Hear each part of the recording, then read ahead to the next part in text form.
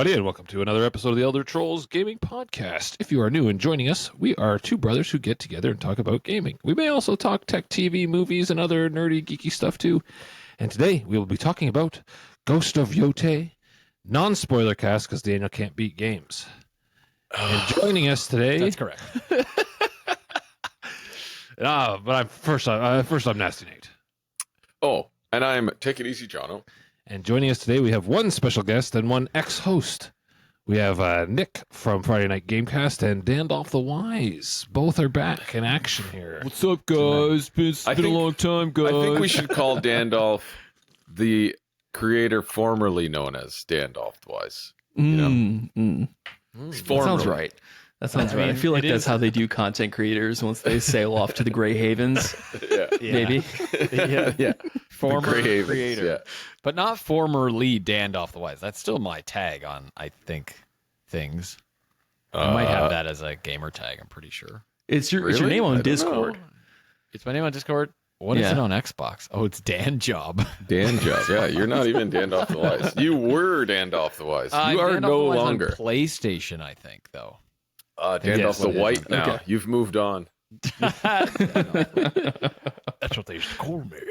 Yeah. Dandolph the White. That's what they used to call me. Oh, man. I'm already sweating. Me too. Jeez, And it's usually freezing down here in the studio. That's why I'm wearing fucking sweatpants and a sweater. The studio's looking good, though. It's looking real good. I see. Yeah. Thanks, man. Yeah. Nick, I like your light. What's that? A 60 watt? Maybe.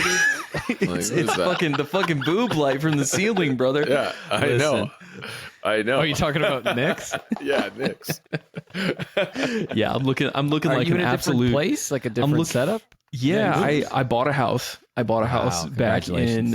at the like August 1st was the closing Wow, date. okay. So Wow. yeah, this whole office Congrats. had a bunch of shit Homeowner. in it. Just recently took a lot of shit out of it. Yeah, So yeah. now it's the Congrats whole on process. being a homo nerd. Thank you. Thank you on both counts, actually. That's great. Thank you. Well, Yeah, I haven't been it's- keeping up with the Discord chat, so if you mentioned it there, I apologize.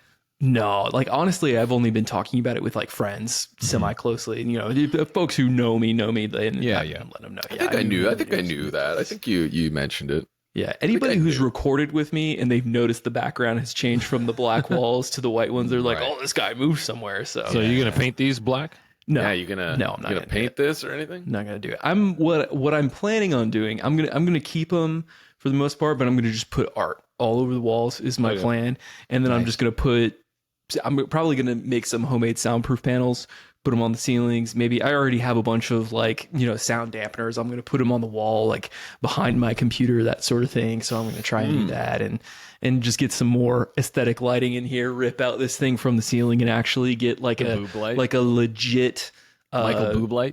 Yeah. You gotta get I rid of see. the Michael Boob. Hey, I have a boob light too, actually. Everybody does. You Every just like it house- looks like a boob with a nipple on it. You mean? yeah.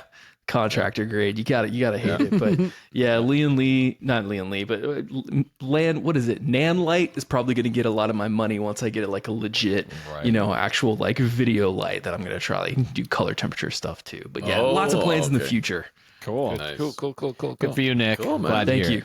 Well, Appreciate it. welcome to the show, both of you. Nick, it's nice to hear you guys are back on the airwaves. I listened to a couple today. of new episodes.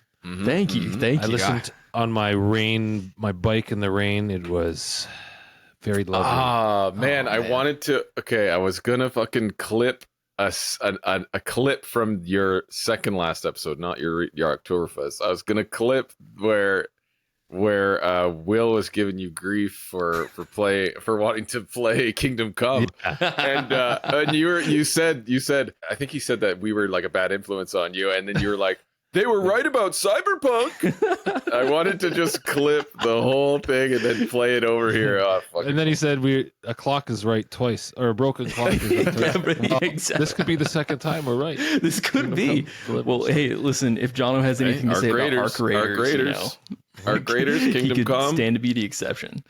Cyberpunk. Kingdom Come Deliverance 2 next DLC coming in Yes. 5 days. 6 Yes. days. See, and this was makes me Excelsior or something. Yeah, some sort of I- fucking Latin. Yeah, And Yeah. I'm a little upsetty spaghetti about that because I was just on the PlayStation store while I was prepping for the show today, and what did I notice in my wish list discounted items was Gold Edition Kingdom Come Deliverance 2. Of I course. don't want to fucking play that game on my goddamn PlayStation. I want to play it on the PC Master Race Yeah. platform where I can provide the correct modifications to my game Yes. file. Oh, I see what you want to do. Okay, all right. Yeah, exactly. Yes, I I always check Understand. Fanatical. They always have deals on it. But you have your Fanatic. PC connected to your TV anyway, right? I used to, but that was because my living room in the old place and the office shared a wall, and I drilled a hole in the wall and just ran an HDMI right. through. But now they're like two completely disconnected rooms. So what I'm thinking about doing instead is a super cost-effective, alternative where I'm going to build an entirely new rig from the ground up and then just move this PC out to the living room. I feel like that's that that's just what makes I sense. did. Yeah. That's what I did, and then it was too hot in the living room. It was too hot. It was just a space. Really? heater. Did it heat it up? Oh yeah. Oh yeah. And I couldn't do it anymore. I was like, it's way too hot in here. Like, at least I could open like a window in here, and I don't play for that long in here. Yeah.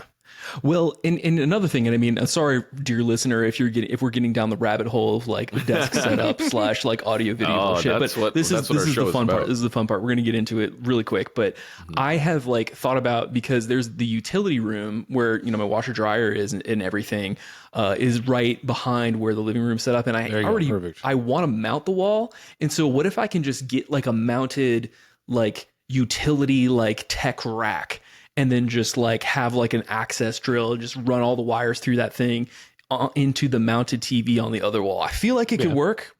Why That's not? what I do. I have my TV on my wall where my furnace room is, and my PC and my server and everything is behind the wall. Really? Okay. Yeah. All right. We're going to have to talk after the show, and I'll have to get some tips from you. Why not? On fanatical.com, Kingdom Come Deliverance 2 is 35% off on PC right now. Ooh, you're selling me. $51 Canadian. Oh, that's nothing. Yeah, that's Oh my peanuts. God, for that's Game of like the Year. $10 for you guys. It's basically like a chicken plate. You know what I mean? Yeah, exactly. That's like going to buy dinner. Man, I bought something last week from the States. Actually, no, it's not from the States, but it was in US dollars. $75 US, okay? But it's coming from like Singapore or something. It cost me almost $300. $75 US. What is Hello, this? Ayla. He's going to bed. Is this her first appearance on the show, or She's like, grab the microphone. She walked in, opened the door. Who's that? wow? Is that CO? Is that CO's? Hi, She Ayla. can't hear us. And Mr. Nick. Hello. Oh Wow. my goodness. QT It's pie. the baby. See, now we have to get Will's daughter on the content. We're going to put some video content in. We got to get him for on sure. there. We got to get her on there. I could bring Basil in. You'll probably hear her this entire episode. She's still going. The door's shaking. You're absolutely right. The Kingdom Come Deliverance 2, $39.99 US Yeah, man. dollars, man. That- Ooh. Wow. That's a no-brainer, bruh. Yeah. I thought you already just- bought it. I thought you had Can bought it confirm. already. I Did you not had buy it it in my already? cart, and then I Oh. forgot about it because it was like 50% off at one point. And then I just clicked out of it, and I just ADHD really got the best of me, and then I was like, Jeez, can't do it. What I really want to hear after you play it is like the open world, just that open world in Kingdom Come Deliverance 2 is Yeah. just crazy good. I do compared play to, it on like, all the PlayStation, others. and it is very enjoyable and looks Mm-hmm. great, but you can't do game file modifications on it. No. Yeah. Oh, is That's it? fine. Are I you didn't playing on mod Xbox? mine. Is that what you're doing? I'm on PlayStation. I was going to Oh, get it on okay. Xbox, Got but I couldn't find a single fucking copy anywhere. Oof, and then yeah. I finally just went to Walmart, and they had like a Steelbook. I don't know if the regular version that came out is like the Steelbook, but I found a Steelbook version of it, and I was Okay. like, "Ooh!" So I bought that. That's nice. I didn't know they And- even had that. Yeah, that's what I have. A steel book. Nice. Anyhow, Kingdom Come Deliverance 2, if it's on sale, get it. Best game. Worth it. Okay. Worth it. Yes, worth it. Next up, let's just head into game time. Okay. Let's head there now. Insert whatever transition music you can find, Jonathan. Maybe some Arc Raiders music. Oh, yes, I will do that because What I about have the sound file. Pokemon Zaza battle theme? How about that one? No, I'm already sick of that. I've put that game away. Didn't you tell me Pam hard quit it? She's not even playing it anymore. Yeah, she just quit. Yeah, she's That's playing crazy. Hogwarts Legacy right now. Nice. Because we were Hogleg. listening to Chris and Tom in the car Yeah. on 1 Hour, One Decision, and they were playing Hogwarts, and I guess that must have triggered something in her brain. She's not. She hasn't she played started- it yet. Yeah, she hasn't finished it. She's playing Oh, the I whole see. file. Gotcha. Even Yeah. Alma was like, "Do we still have Hogwarts?" And I was like, "Yes, we do." I showed her the game. Megan's playing it right now on Switch. It's a too. good- She's like it's a good, started over. It's a good Christmas game. Yeah. Yeah, she's I don't doing know- all I the don't know why, houses, but yeah, I don't all know the why, different but- houses. Yeah, I was it's- watching her play a little bit. I was like, man, I remember this. Fuck, I it's believe, good. if It's I'm very not mistaken, it's if you have the PlayStation Plus Extra Catalog Edition, it's free to play through that, so you can just Nice. kind of like download it. Yeah. Nice, nice. Yep. Oh, Interesting. sorry. Are we in game time now? Are you going to make that transition before this? Okay. It's done. I've already done it in Wow. the future. Wow. Just did it again. So quickly, a couple of minutes each. What are we guys playing? What are you guys playing? Nick, take it away. I'm gonna start. I'm gonna go really quick because I don't have much to say. Because y'all have listened to the episodes, so you already know what I've beaten. But I'm playing Silent Hill F right now. This is a leftover. So for listeners of the Elder Scrolls who haven't checked out our show, I really tried to stretch myself for Spooktober 25. I thought it was a really good episode, really fun episode. Not to plug our show or anything, but just listen if you want. go ahead. But anyway, we did a Spooktober 25 episode, and I played a bunch of horror games, a bunch of scary games to get, on top of that. So like the TLDRs, I did like Little Nightmares 2, Alan Wake, Condemned Criminal Origins, Arkham Asylum. Little Nightmares 2 or 3? 3. Sorry, excuse me. Okay, 3. good. Yes, you're exactly right. Yeah, so I played Little Nightmares Condemned, 3. the first one. Yeah, well, haven't Criminal caught up. Origins. I don't know if Yeah. that was the first one. That's the but first one. Condemned Okay, Criminal yeah. Origins. Yeah. Played that first Oh one. my god, so good. Incredible game. Yeah. See, this is Condemned is like one of the, just as a quick tangent, it's one of those games that makes me realize that we have come so far, but we also we haven't progressed as much as I really think. I think when I really think about like first person shooter combat scenarios with emergent gameplay and interesting tactical strategy and room layouts and level design layouts, like Cyberpunk 2077, I think did an excellent job. And I think people don't give it enough credit. Namely, my co-host thinks it's not great. But I thought Really? name any I thought he was names. liking it. I thought he was does liking like it. He just doesn't think the gunplay is good, and I disagree. I think that's where we differ in our opinion. And I think different strokes for different folks. Maybe you look for different things in your gunplay, but I think Cyberpunk did a great job. But like I'm thinking of like the moment to moment scenario in the horror element of what it was like moving through those Condemned levels. Crazy that it was crazy they're doing that in 2005, and I shouldn't be as surprised because I like semi recently played Half-Life 2, and that was like mind-blowingly revolutionary. But like, how the fuck were they doing this back then? Man. And why have we not come farther today? It really like just kind of makes my head swirl and about the Wait state for of the Half-Life 3, and then you'll. yeah, like everybody the Valve else. only goes to 2. They don't go up I from heard there. I heard they were making it. Is that not? So that they always say they're doing it. They say they're making a Left 4 Dead 3, a Half-Life 3. They're not doing shit, They're just making fucking Ant Simulator and blowing all their money on coke and strippers. Yeah, Gabe Newell's just got a giraffe walking around. He's too busy on his yacht. But Gabe's yacht. just like, really quickly playing Silent Hill F, I don't have much to say other than I think it's really good. And the amount that I've played so far, I think Ryakushi07, who's the writer for this game, did an excellent job adapting it in this, historical 1960s Japanese setting with an all new character. It's not tied down by the weight of the trilogy. Like, you don't have to worry about the cult or any other bullshit that they had to deal in the first 4 or 5 games. So I mean, even though Silent Hill 2 is like one of my favorites of all time, but yeah, Silent Hill F, great game. Other than that, I'm just playing Donkey Kong Bonanza when I get the chance. And I'm feeling okay about it. It's a fine game. It's a perfectly fine game. It's a Nintendo platformer. You expect a Nintendo excellence. It's the Mario Odyssey team that's doing that. And it's good. It's not game of the year good, but it's good. Yeah, no, that's what I'm saying. It's not as good as Mario Odyssey was either, in my opinion. You know what? I picked it in my fantasy pool, so I'm happy that it got a 90. It got a 91, right? Is that what it's sitting at? Yeah. Yeah, it's nice. That's right. Very but good. you know what's sitting at a 92 is Arc Raiders right now. Or 93 On or what something. platform? It was at 89 when I checked it earlier today. Oh, really? Oh, Yeah. maybe they all came in then and it lowered. Damn it. Well, Shit. that's what Jonathan's playing. I think we'll probably do an Arc Raiders big episode. We did Didn't we already do one? we did the server slam, Ah, yes. and we couldn't really talk about the other maps and stuff like that. Maybe we'll do a game time about it, but Mm-hmm. it's Yeah. very good, very good. That's what I've been Excellent. playing. Same. I've also been playing Sonic Racing because I caved and bought that for fucking full price. Is it good? Is it fun? Yes. Did you it play as is. Ichiban? No, he's not out yet. That's Holy sad. Christ. Okay. I play as a little robo girl. She's got like hacker shit on her face. I don't know. Is she I don't know like a any Mega Sonic Man? characters. Yeah, she looks kind of like a Mega Man, but Oh, okay. I don't think she's from Mega Man. But man, I was like, do I buy it for $100? Like it's $100, okay, for a Sonic Racing game. So I go on Fanatical, and they had it for 13% off. I was like, okay, I'll watch it, and I'll watch it, and I'll watch it, and it never went down. So I was like, fine, I'll just get it because I have the money in my gaming budget. I had a ton of money in my gaming budget because I hadn't bought a game in a while. So I was like, sure, in about a fine, week. whatever. I haven't bought a game in like a week. I was like, sure, I'll buy it. It's been like 4 days. And boys, like, this is insane. It's so fast. It's like, It's Sonic. yeah.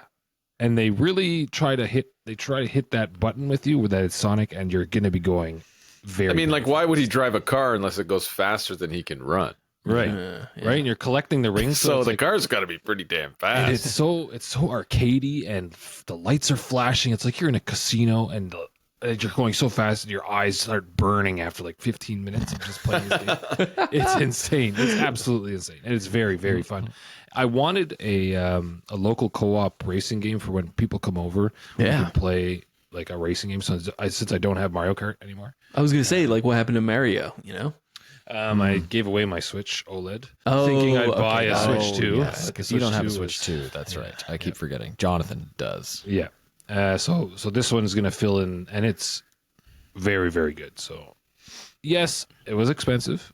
I've dumped like 15 hours into it of just racing, and I race online now. I'm getting like top 3 every race. You know, I'm pretty Okay. fucking good. Okay. I'm pretty fucking good here. How many can you get hit by shells? Oh yeah. Well, they're not shells; they're big boxing mitts. It's the same shit, right? The only thing that's is different is like there's the stats on the vehicles are different. Like there's a boost vehicle where the more you boost or use boost, the faster you go, but their top speed isn't high. But they'll really like utilize all the boosts you get. So like those platforms with the arrows on it, or whenever you drift, you get the boost out of the drift, right? Or little Right, jumps. If you jump and you do a little trick, you boost. So if you're using that vehicle, all those boost moves are like multiplied, and they keep multiplying. So if you're really good at boosting after anything, then you're like super fast. So that's what I'm rocking right now. I'm just blasting through people. So anyway, I started blasting. But Hell yeah, yeah. that's other than Arc Raiders. That's what I've been. Well, like, just real quick, like, what's the character lineup? Is it Like, I all don't- Sega stuff, or is it? There's Minecraft characters. Oh, okay. So they Yeah, got and a, they got little and bit a of everybody. Minecraft level, which is really cool. They did a Minecraft level. So it's so what you do is when you're racing, and whoever's in first place halfway through the race or so, the first place player gets to choose what that map turns into. So you like take a portal during the race into a completely different map. And then you race a track on that map, and then you portal back into the original map, and it like does that over and over again. So like it's never the same race. You know what I mean? It's very, very cool. So you do your 3 laps, and one of those laps is in a completely different map. And then you portal back. So whoever's in first place gets to choose the map that you portal into after he goes by a certain spot in the lap. Very That's cool. pretty cool. Yeah, very cool, very cool, very cool. And it's so fast. It's so fast. It's like they have one like a 250cc or something like that, and it's just blistering. Like you That's can't 100, even 100 can't more even- than Mario Kart yeah allows or offers. something like that. And you I don't can't even remember. I can't even control how fast. Like when you're going that fast, you have to be so fast on your controls to even pilot your fucking vehicle. Like it's crazy. It's very fast, and your eyes are just melting in your head. You're like, "Ah." Nice. Very That's cool. hardcore. Very Nice. I just want to check to see, since we were playing Arc Raiders, Steam DB. I'm going to see how many people are on right now. You just love doing that, eh? It's funny. Steve, He's hoping. great He's hoping site. it's going to beat Battlefield 6. That's what he's hoping. 280,000 on Steam alone right now, and I heard that the console count is more than double that. Interesting. Really? Yeah, Yeah. that's interesting. So there's like Really? yeah. So more than double that. So like 600,000-700,000 on console. It's 1 million players. The thing that gets me about Arc Raiders, like beyond the $40 price tag, because like sure, like make it a kind of freemium level $40 like entry point. I'm okay with that. Like do what you need to do in terms of Freemium. monetization strategy. But like in terms of how they're going about it and like how they're like structuring it, the problem that I have is that I know me and I know how I operate with video games, and because I'm playing so much all the time, is that I'm gonna put no more than 5 sessions into this game, and then I'm never gonna play it again. And by that point, by like that 5th session, the player count is gonna be so low that I'm gonna be like, well, what's the point if nobody's playing this anymore? And then I'm just gonna be like, I feel like that $40, I didn't get my money out of it because I haven't been like, because it sounds like, and I mean, sure, if this is your thing, it's your thing, and I really really liked what I've seen you play because I watched Jonathan stream it, but like. The thing about it is that like it seems like a game that needs you to be in there like every day, like playing every day, doing a run like every day to like get all of the resources and do the Oh, grind yeah. for the It's gear just and a stuff. But I little mean bit of that's a just how grind. it is, and that can be fun. But I don't know. I have 45 hours in it already. Jonathan, do you know if they gear, like the gear level match you with other players at the same? That's what they said, but I don't know. I don't have any idea. Or they, however much your backpack is worth whenever you. I don't know, you go because I've topside. seen like stuff that I've seen, like watching streamers clips and stuff like that. They're looting bodies that have like free loadouts when they have like Yeah. blue and Okay. epic weapons. Like how are you fighting guys with free loadouts? Maybe it's just by level then. Maybe that's what I said it should be. It should be by the skill tree, probably. Yeah. I That mean, could be it. if you're that high level, you know, you probably have decent stuff. You're just choosing not to bring it. Yeah. So why should there be matchmaking based on that? Like your game sense is higher than the like a new player kind of thing because you're that level. So I think they should probably match up based on like skill points or something, like how many skill points you have or XP or whatever. But I have no idea. I can see They that. they say gear score, but I don't know. Dan, what are you playing other than Yotei? Well, for the longest time, I had been playing Kingdom Come 2 Which you still haven't Deliverance. What? beat. What? What'd you say? Excuse me? When are Which gonna you beat still that haven't one? beat. Which I still haven't beat. No, because let me tell you why. I have. I'm going to keep it brief, but I think I genuinely have what you would actually call a love-hate relationship with Kingdom Come 2. Like normally when I really? say that, it's kind of like playful. Like I actually hate this game sometimes with an overarching love. It's almost like the way you would hate something in moments that you generally love on the whole. You Is it know, because like of a hating child, a- the like hating punishing a save child. points? or a pet or something. Like when they're getting like my into dog. trouble. Yeah, exactly. So I don't know. There's just I've been a lot of, to put it in a nutshell, like I got to 50 hours and I finally was like, oh, okay, like here's the fun gameplay. You know, I don't know what the fuck I've been doing for 50 hours. Where I was like, It's because you weren't doing the main quest. You were just doing like random. No, side that's shit, not bro. true. I was barely doing side shit. It's just that there's so many steps to the main quest that you have to do all this shit for all these people before you can kind of like progress. And I mean, I was exploring In a the little, first part, yeah. but I don't think I did many side quests. I started some, but then I got to these points where I was like, I don't want to do that. I don't want to waste my time poisoning some guy's food so he shits himself. That's funny. That's a good Pouring quest. water on holy water on Oh yeah, fucking, in the castle. on fireplaces in the Yeah. castle for what? Like what is Anyway, there's a lot of dialogue, there's a lot of talking, there's a lot of sneaking around. There's a lot of things that just make your life so hard when you play the game, and it's just like, I just don't think that's what I'm looking for anymore. I don't know. Back in the day, I put that aside because I loved the medieval times thing, the Middle Ages thing, and I was really into it. And I was like, man, wow, this is the only game like this, so I love it. I'm going to play it. But this time around, I was like, fuck, man.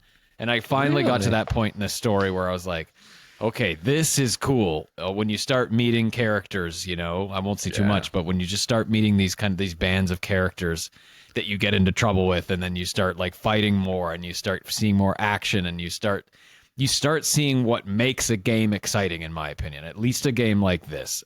I have to kind of adjust my expectations, I think, and I've had to do that several times along the way to kind of check myself and be like, okay, relax. Like, it's not that kind of game all the time.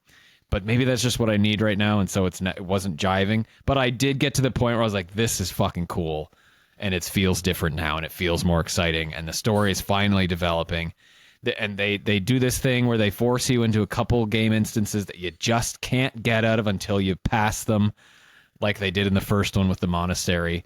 But they did it fucking twice. But they did it twice to me in this game. They did it twice. The monastery. And I was like, oh my God. I've like heard so many gameplay people complain about that. So like, is it one of those situations where you have to basically like get through a combat encounter, or is no, it's not a combat encounter. For? It's more just you're trapped in an instance that you like inside a castle or something that you can't get out of until you do X and Y and Z. Okay. And there's these long segments to these quests that you have to finish. The part he's talking about, it And doesn't. it's timed. It's timed. It's And gonna it count doesn't, down. one of them it is doesn't hold your timed. hand. It doesn't hold your hand in the one.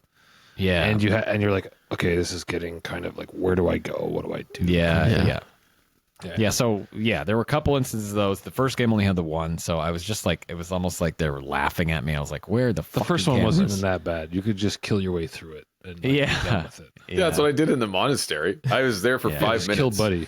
I was there for 5 minutes. Yeah, I killed him, and then I took his body and I carried it out of the monastery. And that is the complete amount of time that Maybe I spent should in have the too. monastery. I don't know. I don't know why I didn't do that.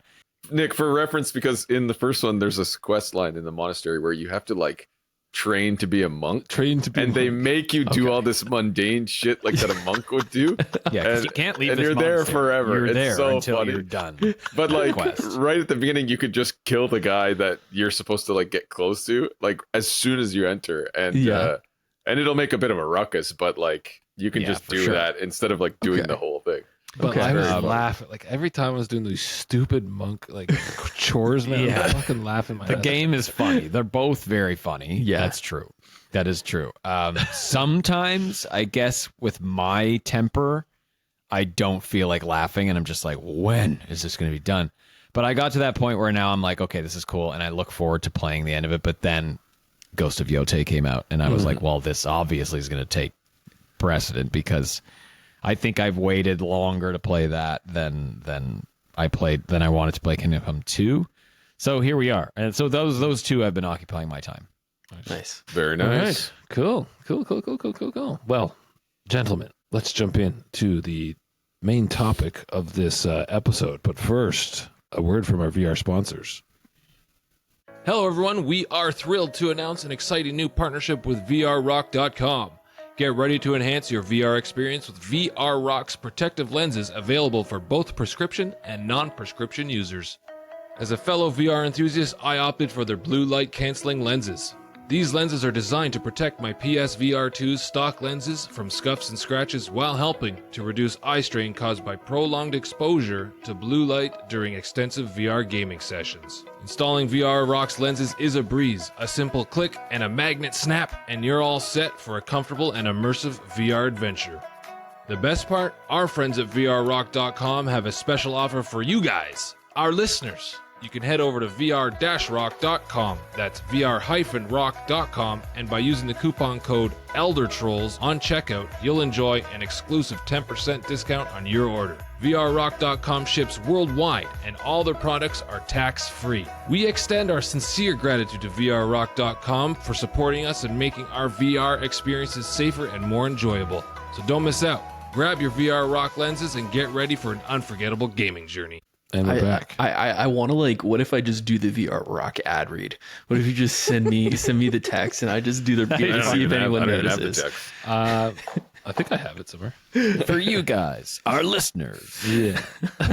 Exactly. Oh, we got a referral. We got an extra $15 there. Let's go. Dude. Wow. Nice.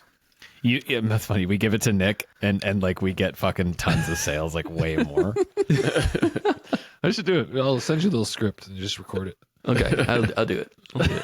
I'll do it. It's gonna be Because like great. there was one time we must have sold like 5 or 6 in like 2 or 3 weeks. It was Hell crazy. yeah. People were like playing VR games or something, or VR content was big, and they Well, just apparently kept buying the- our little headset things. I feel like the PSVR 2 is going on like deep discount because Sony. Maybe that's what it was. Yeah. Yeah, That could've been. Sony's like not continuing support for it, and they're just trying to get rid of their stock, and so they're just like buy it, just buy it.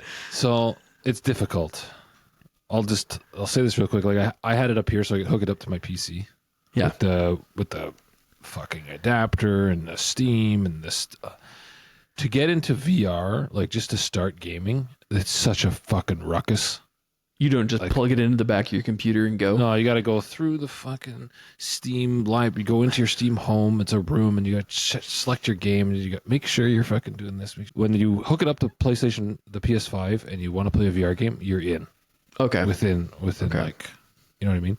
And I now only use it for like workout games. I don't even like I put it on my head and I'll do a workout, and that's it. Like I don't play VR games to play VR games. I play them to work out, and it's a shame. But Well, to get your money out of that PSVR 2, Will and I were talking, and we're like, we need to set up a special Patreon tier specifically for Nasty Nate in order to get people to fund. And if we meet our allocation goal, you have to finish Resident Evil 8 in PSVR 2. You have to finish the game all the way through. Is that what you were playing? I thought you were playing like The Village or something. yeah, it's 8. Yeah. Oh, is that what it's okay. called? Yeah. Oh, okay, It did yeah. look very scary. I Would not play it. that. It was. It's super scary your first run, but then you have to go back and you have to get the platinum. So you have to do like 20 more runs, and it's fine. You know, no big deal. You know what's coming. You have to get the exactly. platinum. You have to. You have to. It's not a choice. No thanks. Just another. I've only got condemning one game platinum instance. ever. One ever. Spider-Man 2. Because it was That's like the the only- easiest, it was like the easiest thing 15-hour platinum Yeah. to do It ever. was Yeah. super easy. Anyway, There was fuck. yeah. Yotei. Hey. God, Oh yeah, that game. That we- game. We're not. It's like going to the movie theater and not knowing why you're here. You're like, what are we seeing again? What was that? After all those trailers, like help make you escape into these other worlds. Yeah. Ghost of Yotei. Ghost of Yotei. Daniel's been waiting for this one for a while. Been dreaming 5 about years. This one. I did my waiting. 5 years of it. In Azkaban. Ever 5 since years since 2020. yeah. 2020. 2020. Summer. July 2020. God, That's what a crazy. great day that was when Tsushima came out. Yeah. Wait a minute. You were waiting for this game the day that Ghost of Tsushima came out? Yes, 100%. Because we know how quickly guarantee. Daniel plays games. He got a review code early. Ever since Jin left us in Ghost of Tsushima, that amazing samurai game and the photo mode, I couldn't wait to get my hands on this one. Yeah, I didn't play the first one super long. Like, I just did a quick golden path of the first one. Oh yeah. Were you guys at all disappointed? We've all beat the first one here. Yeah. Yeah, I got the platinum. Right. Yeah. Okay. So were any of you slightly disappointed before the game came out, before Yotei came out, to learn that it didn't have anything to do with that character, that elusive fox character from the first game? What was her name? Tomoe. Do you guys remember? Do you guys remember her? Yeah. Because there was a lot like of the talk side on the character? internet. Yeah, there was a lot of talk on the internet being like, oh, the new one could be about her because like she was sort of one of the strongest side anti-villains or whatever you want to call her in the game. And I was like, dude, that would be awesome. She escapes to the mainland and that's where you were. But they didn't end up going with that. Yeah. But Well, she was the primary side in the game. She was like yeah, one of I would his- say she was. Yeah. Was that the definitely older more lady? important. Yeah, she was the older No. woman who is she. I No, mean, that she was was, like Jin's Masako. age.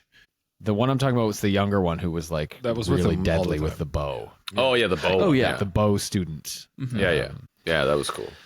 I just wanted to see my boy some more, but we all know he just sailed off into the sunset. I didn't expect it. I didn't expect this to be about that. Well, I don't know if I can jump in here with like a little bit of like behind the scenes lore, Yeah, but of course. Go in ahead. terms of the development of this game, when the first trailer was announced, what's really interesting is that Sony corporate did not know that Sucker Punch was pivoting to a different time frame in history. I see. There were very high people up on the food chain, specifically at Herman Holst's tier, who were really, really annoyed about the fact that they changed the protagonist for their game because they had spent a lot, and I mean a lot of money in branding and marketing Jin Sakai as one of the faces of Xbox, or excuse me, PlayStation, alongside of Ellie, Joel, and Spider-Man. And like there's a lot of behind the scenes marketing that was dumped into like putting him on marketing assets that hadn't been rolled out yet and all this other stuff. Oh, I mean, it's still he still is. It's just like, you know. Yeah, but I mean, is he though?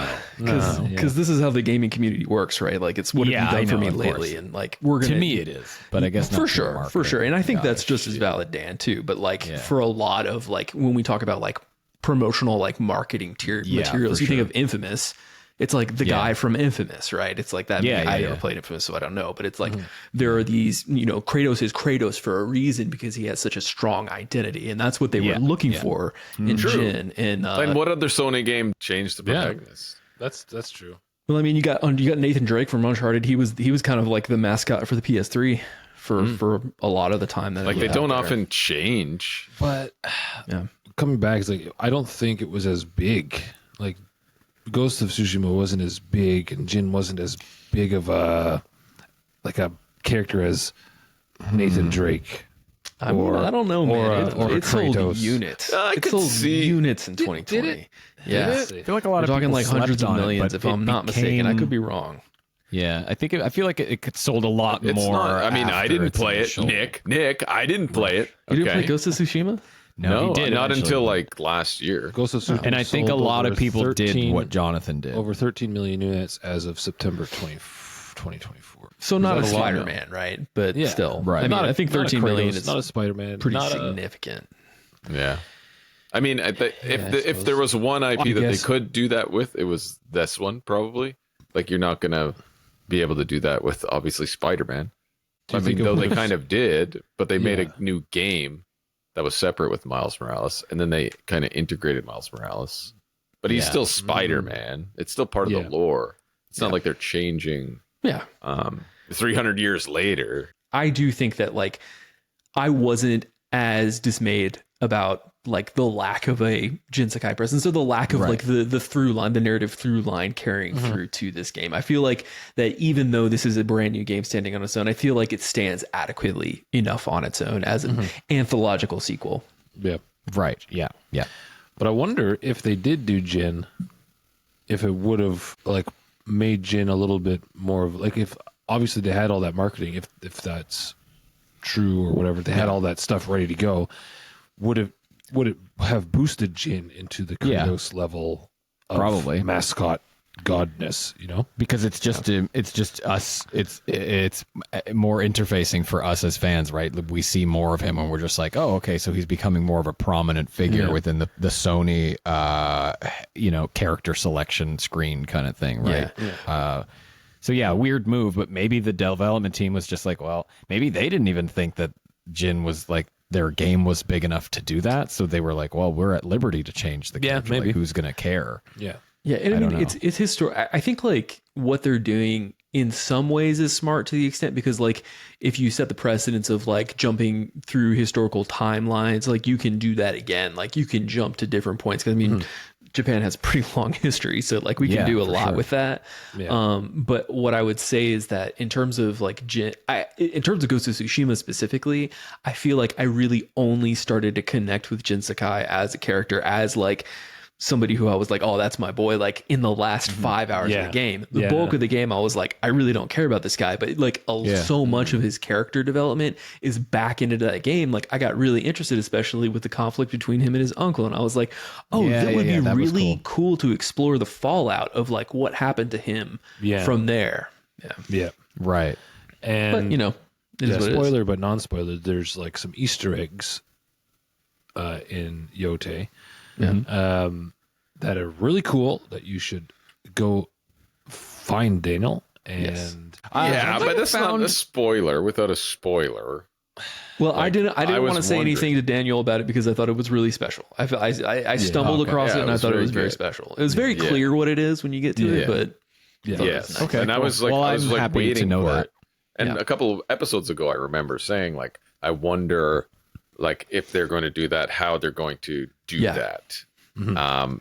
And they found And I it, loved it. and I'm glad they did. Yes, of course, they had to do that. But yeah, it was really cool. Well, I look forward to it. I will say that on that one note, regarding the character, not really connecting with or liking the character per se, I was like, I loved Atsu from like the beginning with Yotei because I just love how scrappy she was. I love that, and I was just like, this is cool because as soon as you're like seeing her kind of do these like cool cut scenes where she's like all bloodied at the very beginning, and you're just like, damn, this is cool because just gave me Kill Bill vibes, like what's her name in Kill Bill? Yeah. So I don't know. I don't know. thought I it was kind really of cool. like. I kind Kill of Bill like the clone. story. I kind of like the story from the first one a little better. I don't know, like the Mongols. And I think it's because Yeah. I think maybe we're too used to these revenge stories. the revenge. Yeah, I mean the revenge story. Yeah, it's classic, of course. It's a classic revenge story, sure. Yeah, I mean, I would say it's kind of obviously we see it a lot. You see it a lot, I would say.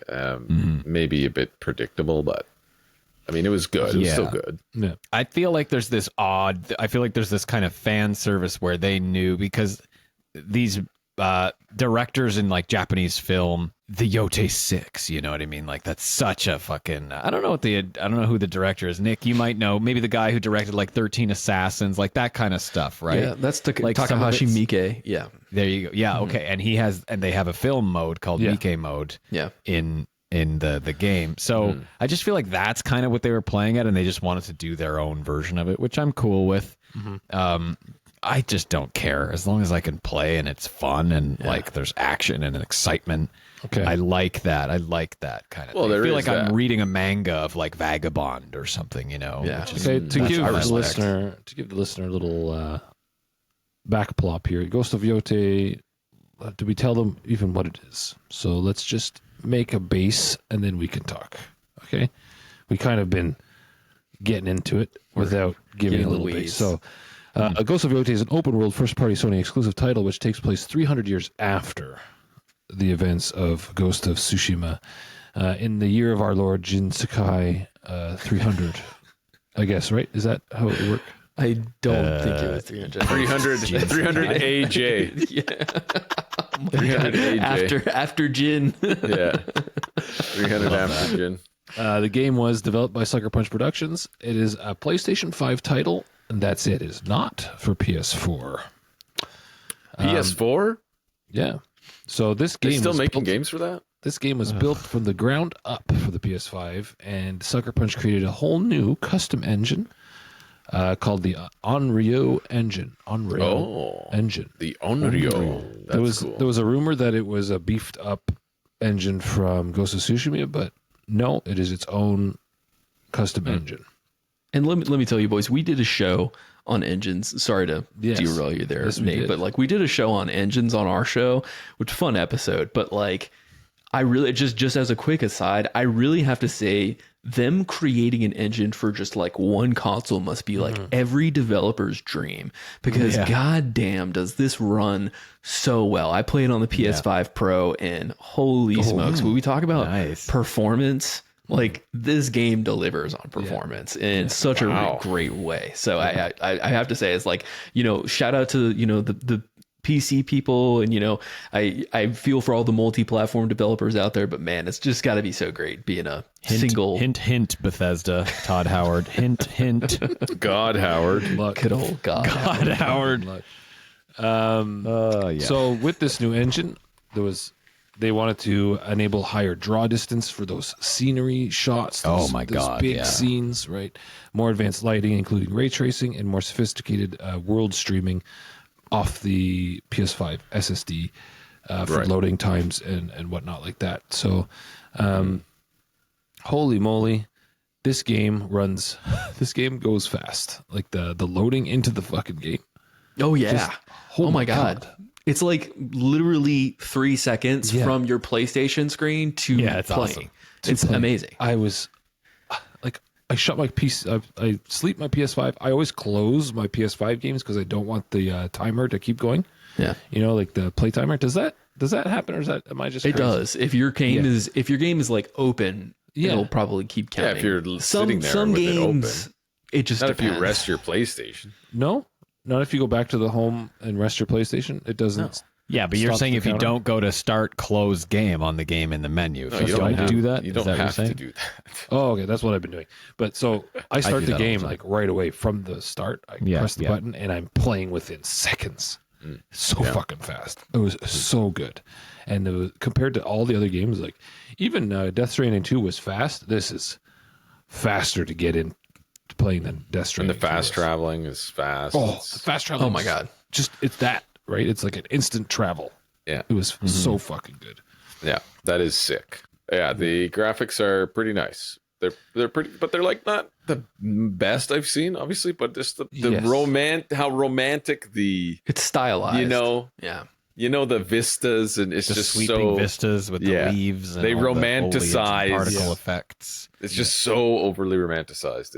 Yes, It's beautiful. crazy. Like It's the nice, yeah. So yeah, let's talk about the visuals, art direction, and the performance. Since I know, Yeah, because I was like, Japan didn't look like this. There's no way Japan looked like this. Like, what It is doesn't. this? It's just like so colorful and just like, wow, the wind is blowing, the grass is nice How and do you long. know? And I'm like, were what you the there hell? in 1600? No, Japan? not in but I'm just 1600. saying. Maybe in 1600 it looked like I'm just this. saying, there's no way it looks like pollution. this. pollution, man. We're destroying the planet. That's the way it is. There you go. We still are. Maybe. Don't maybe. look like that no more. Yeah, maybe. I mean, but yeah, it looks like it's very nice. It's just so vibrant and just like the sky, dude. Yeah. Yeah. The sky was really nice, and just like behind everything, it just added that extra layer. Yeah, like you said, they didn't really blow me away. It seemed like they looked better in all the trailers and the game showings than the actual like gameplay, but like it still looked great. Like don't get me wrong, the ray traced effects were minimal for sure on the PS5. Yeah. I don't know about PS5 Pro, but like the PS5, there wasn't much. They had to even patch that in after the release for the PS5. I think. Interesting. I think it's because you're mostly playing outside in the world that the ray tracing isn't really gonna show itself much. Global You can see it in elimination. grass Yeah. shadows and Yeah. grass shadows and things. Like you're not in castles where the flames are flickering on the walls, like in Oblivion Remastered, where I was like, I was just There's some stunned. There's some.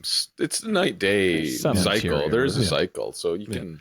I can see tell some you of that stuff. I had a weird thing, speaking of the ray tracing, just real quick, but like I turned it on and off and looked at my horse. I chose the white horse So did I. for my story. Did we all And- chose the same horse? I had the gray one. I had the gray. I think I got the gray one dappled too. one. I did Yeah. white. Yeah, you go. same. I did that one too, actually. Well, I turned ray tracing on and off, and I looked at my horse, and with ray tracing on, the horse was like glowing, like the moon. Look at my horse. My It horse was like is at amazing. night, Hell and I was yeah. like, "What the fuck is that?" And They I was put like, some and particle physics on the horsey. I don't know, it was weird. But then Did you name your horse the thing about the moon? Maybe that's Yeah. why. Well, there you go. Oh, maybe. The glowing I don't horse. think that's why. But then I turned it off, and it looked more mute and like normal and just white in Yeah. the darkness. I was like, okay, I think I'm gonna leave it off. So I've been playing with ray tracing off. Yeah, so did I. I actually was. Yeah, I would say, playing on the PS5, they have, so essentially, because I wasn't quite sure what to do it, but I played it on like whatever the naming convention is. It's like the pro enhanced mode. So Oh, right, essentially, okay. you get your 60 Oh. frames and you get your global Right. illumination and With the path tracing at pisser. the same time, Uses which is pisser. using the pisser technology. You gotta love it. They're dumping all that money in there. AMD really knocked it out of the park. It's supposed to be as good as DLSS 4. Yeah, From what I've seen. It was startlingly impressive was what I'll say. It was, I would say, like in terms of just going around the world, it's very, very good. I would say that, like, for me, always it's like art direction always trumps graphics, because like you can make, if you know what you're doing, you can make almost anything look like somewhat pretty with graphics. But if you don't have like the art direction to really You know, like the vision. Yeah. flesh out the world, it really doesn't make any, it doesn't matter. Your game could look anything. And I think it's like a super stark comparison. And here's something what I'll say is that, I played Assassin's Creed Shadows right before playing this game. I see. And I'm going to be making a lot of comparisons to both Assassin's Creed Shadows and Final Fantasy VII Rebirth in terms of my experience as we continue on through this review of the game. And I would say that in terms of like those three games, this game was like far superior in terms of just like the vision, the design, the artistic direction. Like I just think that it was more thought through and more lived in, more realized than Assassin's Creed at the very least. Yeah. Man, Okay, like cool. like the cinematography. Let's talk about the art direction. The cinematography and like just the way they set you into this world, the sceneries, the little events that happen to really bring you into that like beauty of what they've created. Yeah. For example, when you hop on your horse and you start just gunning it down the fields with the grass blowing in the wind. The widescreen bars coming down as you go and then across. Do you guys play with the widescreen on? I turn them off. I liked feel it. Like it I drives me liked it. nuts. I liked it. The idea of like, exactly what you were saying earlier, Dan, about like it kind of making you feel like you're watching like a Akira Kurosawa film. And it's like Yes, you're running through those fields and it's great. I wish there in like the moments where you go through, like you take your horse through the flowers and he speeds up a little bit, or if he's running next to another pack of horses, and it's just it feels very vibrant that way. Yeah. And then like when you're gunning it with your horse, and then the birds fly out of the field. And then the birds. Yeah. the sun hits the water, and it's just like these The way guys. they bring the camera back behind the horse when you're running through the Like, it's- flowers, like that's a really cool. It gave me shot. goosebumps when I was writing my notes about that. Just like that experience I had when I first played that. I don't know, like it always happens. It seems to like happen whenever, and I'm just fuck. I gotta stop. I gotta take it in. I gotta take some shots. And Now like, think of that. 50 hours. Think of that. He's sitting there. Think of that with the Dolby Atmos Yeah, I surround can't. system. Okay. Do you have a And Dolby Atmos system? Oh yeah. Oh yeah.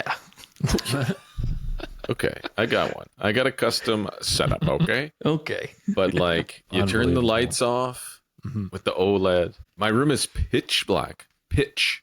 You cannot see anything except for the TV. Well, the TV glow, obviously, but like there's no other distractions.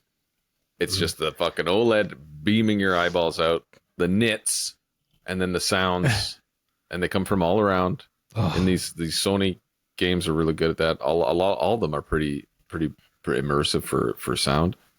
But then you hear the wind blowing here, you hear the birds up here, you hear, a fox cry over there, and it's around you. It's awesome. It's just so packaged, and it's beautiful. They did such a superb job. Yeah, one of my favorite things is looking at Mount Yotei just in the distance, especially when the sun hits it in a certain way. That snow-capped peak. Every region, I turn my camera to look for the mountain. Yeah. I love how it's like an anchoring, and I mean, they really did a great job It's of a like character making it a in the character game. in this game. Yeah, It's exactly. wonderful. Sorry, I stole the words out of your mouth there, Nick. Yeah, no, you got it. We're right there. Same brain. Like, when I climbed that mountain and I was just walking in the snow with the snow prints and leaving the snow prints behind you. Fuck. So that was awesome, actually. And the sun just rising above the crest of the mountain, and you're just like, you can't. It's just so good and gorgeous and perfectly done. It was so fantastic. I was definitely expecting that too. After Yotei, this game had some big, or after Tsushima, this game had some fucking big shoes to fill. Yeah. Like they had to outdo themselves with another environment. Like, how are they going to do that? Because they did it in the first game, but it's like, how are they going to do it in this? And I think that's where Mount Yotei plays a big part. Yeah, as a mountains character, are because, like, always. but they're everything good. just looks. They're good for that though. But they're good for making it feel like a sense of scale, maybe. Yeah. Whereas Yes, you have exactly. small little village, and then you can go on this fucking giant mountain too. You think So it about the gives big it mountain in Skyrim, climbing that or Yeah. getting up there for the first time. Yeah. Dude, in Death Stranding 2, there's a giant fucking mountain in the middle of the map that I thought was just scenery in the background, like out of bounds kind of thing. I literally had to climb up to the top of it for like the second part of the game. I'm like, oh my God, is this real? Yeah. It was crazy. It's kind of that's like funny. that. It was just like, Yeah. it was insane. But yeah, And what I liked, I like the dynamic range the mountain adds to the Yeah. kind And of while we're on like the mountains, I found with the map, the way the map was designed and where the areas were, they kind of funneled you in with those mountains, right? Mm-hmm. Yes, And how I was they just gonna... and how they kind of like put you in the new areas. It was like through this mountain pass or through this Yeah. mountain lake or river or whatever. Oh, so fucking good. Yeah. So good. And then the coast with the little plops of the rocks like tied together. Yeah. Oh my god. Yeah, it's great. One thing that I will say is that in terms of the improvements in this game, in not only in the map design, but just environmental design in general, I really like that was another kind of like semi big criticism of Tsushima to the extent of Yes. like, it's like the south was summer, the middle Yeah, was like exactly. spring or fall, and then the north was winter. And I'm just like, okay, that's not how environments work, but okay, whatever you say. But I do like how like this felt, regardless of where you were, like it just felt very diegetic in terms of the world that you're living in, and like it's realistic that snow is on the mountain and this is where I'm at, or and because of where each of these areas were, and how different they were. Like it made sense, like for the environmental design, for them to each be very like I can imagine each of those locations in my mind just by picturing the bosses that I was fighting, and of course is it snow, is it burning, is it this jungle area? Like it's great, it's very well done. Oh, it was so good. Yeah, for the environments though, I had a point here. The character models and faces though Yeah, That's yes. were a it's little a bit big issue. underwhelming. Yeah. Like the enemies and shit and the NPCs. Even her, like the NPCs during the kind of cutscenes and stuff, I'm like, their faces aren't very like animative. They're not very expressive. Well, let me tell you something about a game called Assassin's Creed Shadows, because for me to come off of that to this game, I was like, oh, this is great. Finally, we get some actual defined characters in this Really? game. But Oh my yeah, God. the thing, it's interesting because I feel like this is an industry practice where, when you're making a huge AAA title like this, you have to tier your cutscenes because it costs a lot of money to fucking do the rendering on all of these things. And I feel like Yotei does that to an extent here, where it's like they have they have the the good mocapping and they have the good vocal performances in every cutscene, but some of them just look slightly better than others. And that it was noticeable here, but not nearly as like starkly contrasted as if you were to play a Ubisoft game. like who's the big boss man again? What's his name? So Saito? Saito, Lord Saito. He looked amazing. His model Yeah. looked amazing. The Yotei 6, the snake guy, he was disgusting. snake. He looked great. Oh yeah. Oh, the He's snake? what gave Yeah. me like those real like 13 Yeah. Assassins Yeah, BK yeah. kind of vibes. And where then- you have this character that's almost unrealistic. You're like, would people really do that? Like look like that and wear that kind of stuff? Oh, he but was you don't fantastic. really care because it's just like dramatic, almost like reminiscent of like Japanese theater kind of thing. What do you mean? You haven't seen a bald guy with a couple strands of hair, Dan? What are you talking about? I don't know. I don't know. I never lived back then, and That guy had sick flow for the time. Sick flow. We call that. Sick flow. That's Yeah, true. that's right. it's true. But yeah, like the enemies, very like PS3 graphic looking. Like all the enemies. You got to give she it was more credit okay. than that. I don't She was know. okay. She was okay. PS3. I found whenever when you like go back to her being a kid, I found the graphics and the modeling in that was better. Like the modeling of the faces and the bodies was It could have been a weirdly better. lighting thing. I thought her saw- rig. yeah. I thought her rig as a child was really, really awful. And we're going to talk about this later. But why the fuck? Why the fuck did Sucker Punch not cast a child to play the child? And why did they just pitch Erika Ishii's voice like to a higher octave? Yeah, Like yeah. it just sounds. Did it just they? sounds so bad to me. I'm sorry. And you were playing in Japanese. Were you playing Japanese? No, I was playing in English. Oh, then I don't know. Yeah, I don't know what you're talking about. Yeah, we played We Japanese. played all Japanese. Sorry, I didn't realize I was. How amongst, could you play that men in of true English? culture. Yeah. Oh, Listen, could you the play game that? was written by fucking Americans. Okay, I played it in English. Yeah. If this came from Yeah. FromSoft, yeah, sure, I'll play it in Japanese. But come on, Really, it's Man. about the Japans. The Yeah, Japans. I Japanese- flip flopped it for Oh, a little okay. while, but I was enjoying the English cast enough, and I had just played the whole way through Assassin's Creed Shadows in Japanese because that was the only tolerable way to play that game. Oh. And so it was one of those where I was just like, okay, we'll enjoy this, and I think that'll be my take on it. Okay, cool. So I Interesting. We got a new Tried? take. We got Yeah. both takes at least here. That's good. I tried the Japanese. I was like, the Yotei 6, how they sounded in Japanese was just like, I bet it was this is good. fucking awesome. Was Saito good? Oh yeah, Yeah. The voice very good. acting in It was Japanese, very good. especially the bad guys, like this, they really delivered that Yeah. like incredibly. And I was like, oh fuck yeah, it's so sick. Her Atsu, the Japanese, she was okay. I wasn't as blown away. She has a beautiful voice in Japanese. But beautiful. like, so does the snake. He was in the game Yes. for like 5 minutes. What's the brother? There's dragon and spider was good too. Yeah. Spider was good in Japanese, but the big boss man, his voice actor was like by far my favorite in the game in Japanese. He was fucking sick. He was Yeah, it's so very How about the gravelly. singing? The guy who sang. Do you like his singing? oh god. No, the Legends guy? no. You guys tell me you don't enjoy traditional no theater singing? That was cool. I I don't liked like it. opera either. I knew it liked was. it. It had to be authentic. I was like, I don't think I've heard this before, but there's definitely some sort of historically informed decision happening in front of me as I'm listening. Well, that's what I was thinking. I was knew like, it. is this what they used to call singing? Yeah, Like, yeah. Yeah. but I liked it. They just hired some guy who could only sing one note. They're like, it's the best we could get out of him. Okay, we were talking about the as a child. Yes. Oh, yeah. The differences the memories. between- Nathaniel. Yeah, so just for listeners' context, Yes. like there is a section in the game where you make it to the main character Atsu's like her homestead from when she was a child, and the game will prompt you to hit the center touchpad in order to transition between present day and then in the past when she was a child, because she's like reliving her memories as to what happened back then. Right. It kind of reminded me of the little because you can only do it in one spot. Not reminded me, but when we first heard this was happening, I automatically compared it to Breath of the Wild in my head, saying, "Oh, that's like Breath of the Wild, where you I see just that. these little memory spots. I can Is that see what it's going that. to be like different parts on the map where you get a memory, but it's only at her homestead. So it's not like these memories Yeah. are scattered everywhere. It's kind of there's one other spot where you can. Yeah, do it. there's a few like staple areas that really meant a lot to her. There's a spot where you flip over, like at that garden in the mountain. The garden. in the There's a mountain. garden. There's the game. There's like a mini game with the bow, and then I think there's the Yeah. homestead. Yeah.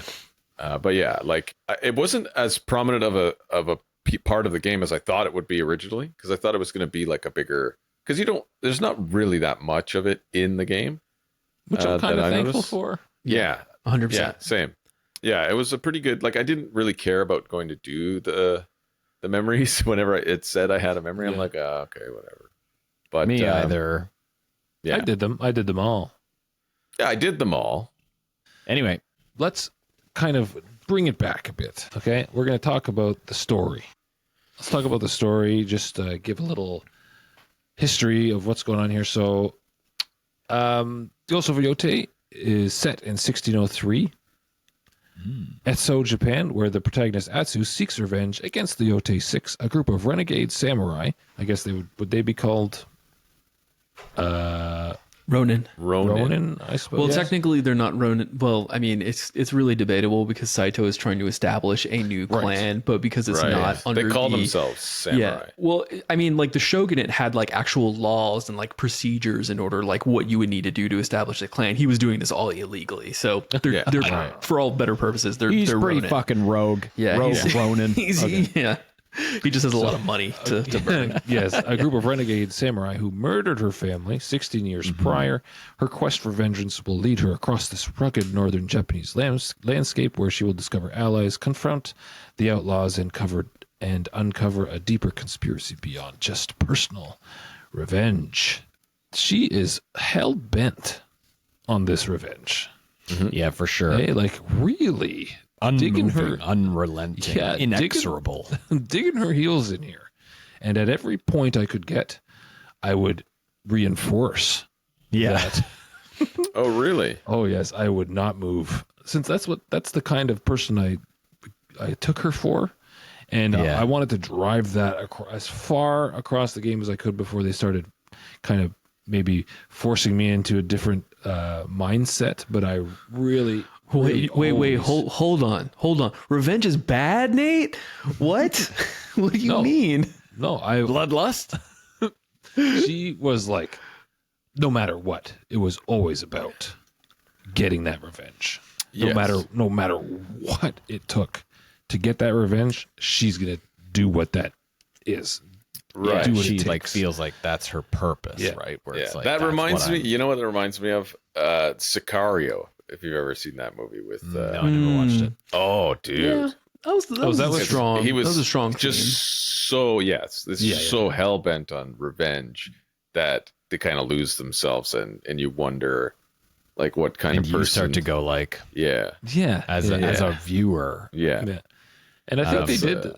I think they did a pretty good job. While you're like, okay, Atsu. Yes, Okay. but Atsu, I feel she like. This is where I said it was kind of predictable, where she's realizing that she's kind of, but a lot of things happen that kind of ease her off of it, maybe, perhaps, Depending with- on how you talk to people, I guess. no, just Yeah. like the things that happened. I don't know. I guess it's kind of a spoiler because I didn't see it coming, but Oh Um, yeah. you know what That's I mean? definitely a spoiler. Yeah. yeah. that's a So game. like halfway through the game or so, when you meet someone, and I'm like, oh no fucking way, I didn't. Yeah, I even- was like, oh, that was sick. That was an oh shit moment. yes, yeah. That was There's a just- no shit moment. But I feel she like definitely grapples with it Yeah. because Yes. of that as an obstacle. Mhm. I read an article that described her as like stubborn, like very stubborn in terms of a little frustratingly so. As like a viewer, you're like, God damn, man, like just relent a little bit. Yeah, because it gives her a bit of a, no matter what, she kind of just bulldozes something, you know, and you're just like, well, like fuck, you feel it should burn have that it would have bridge, give or- her a little relief from her revenge. Yeah. but Right. it just kind of didn't.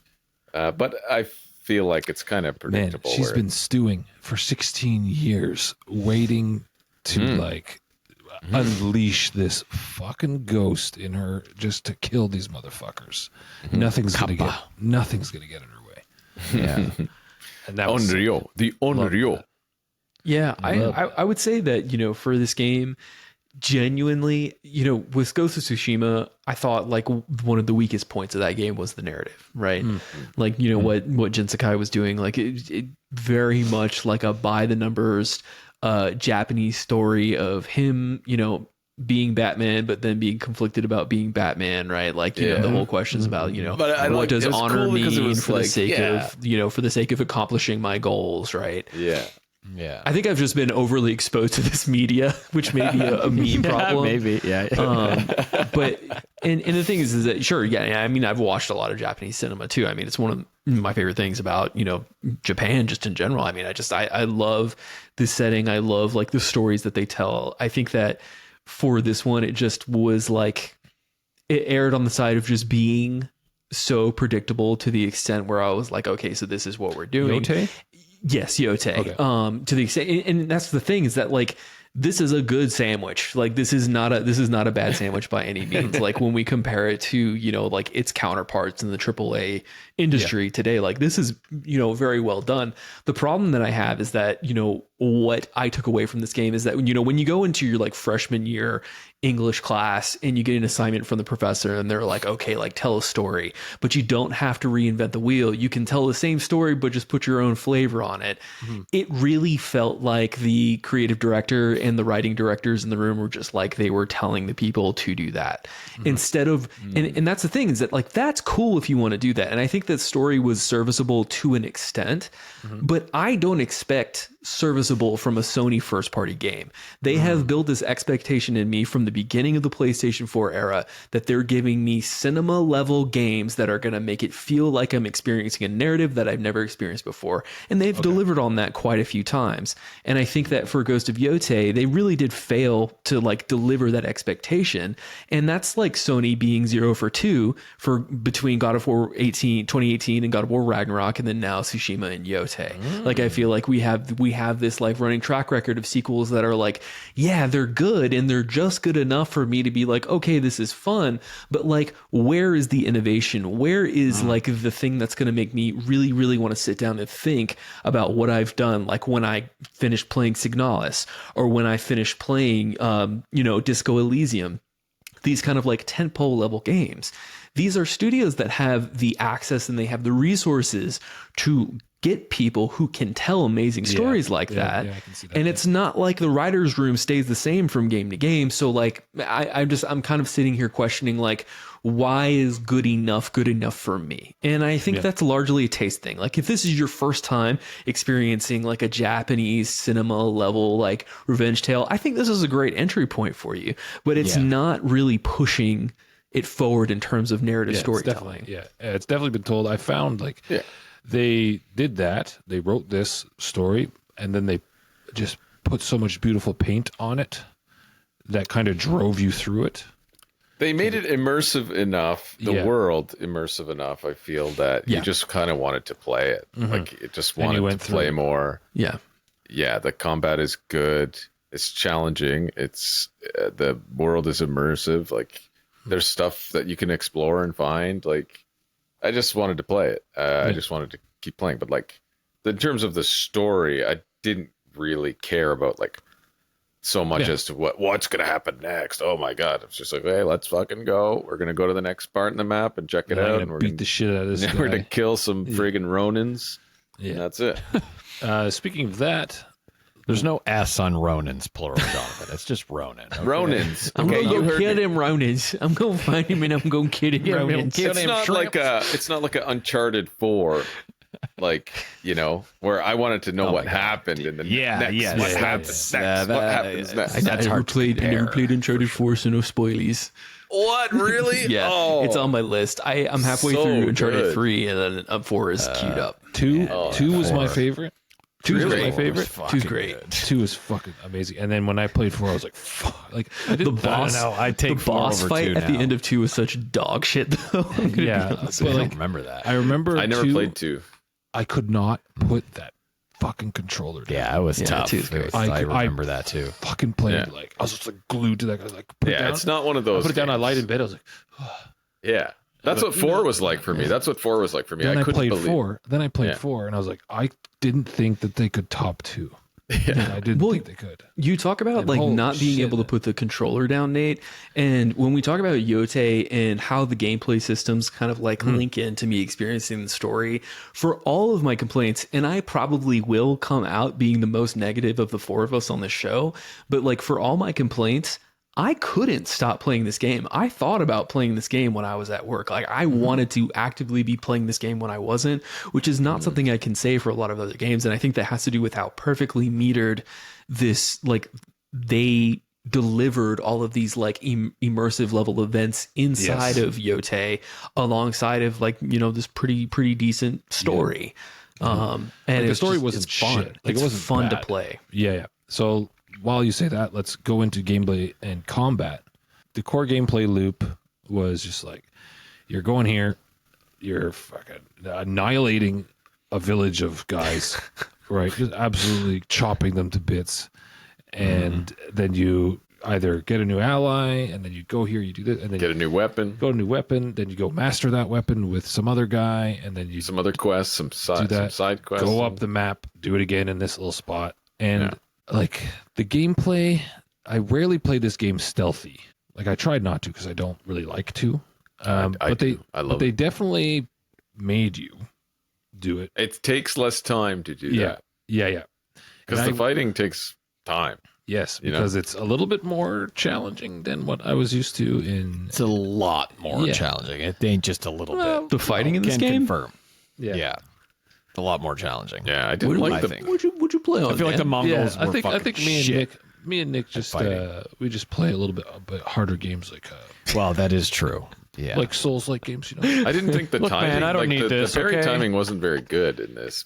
No, it's not. I love horrible. I can't fucking get it. I thought the parry timing was great. I don't know. I mean, I thought it was fun. I thought it was like take the duel on top of the mountain. Yeah. Did you guys fight Takemize? Yeah, no, I haven't done that yet, but I know that it's part of the thing. I put the suit on that like the mercenary. Was it mercenary? Yeah, that heals you if you do perfect parries. Yeah, yada yada yada. That one. Yes, it heals you, or did you do the one that staggers him when you perfect parry? What's the mercenary do? So the mercenary Gives you allows you, stamina. it basically like the mercenary outfit, the one that you get from hunting all of the bounties is the one that will allow Yes. you to do a perfect parry, and then you do 3 follow-up slashes. three That's the slashes. one. Yeah. That's the bounty master Yeah. set. That's the one mercenary that- is different. I wore mercenary that. has like a sake benefits. I wore that to beat Right. Buddy on the mountain. That's tough. Yeah. And it was fucking crazy. It was so good. It was so good. Yeah, I gave up after So- like an hour. I'm like, I'm Gave fucking done up? with this. Gave up? Jono, I you set it to played. easy difficulty, and then I killed Oh, okay. I was gonna say. because you can't skip the quest. If you leave, it will not give you the reward, so you can't leave.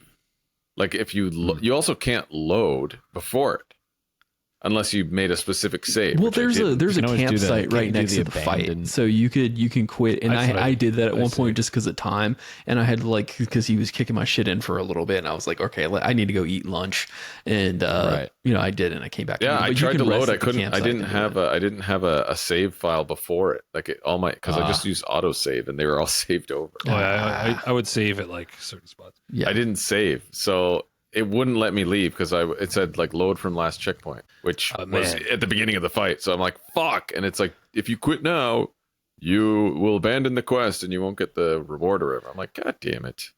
So I How had they to staged change that it. fight on that mountain.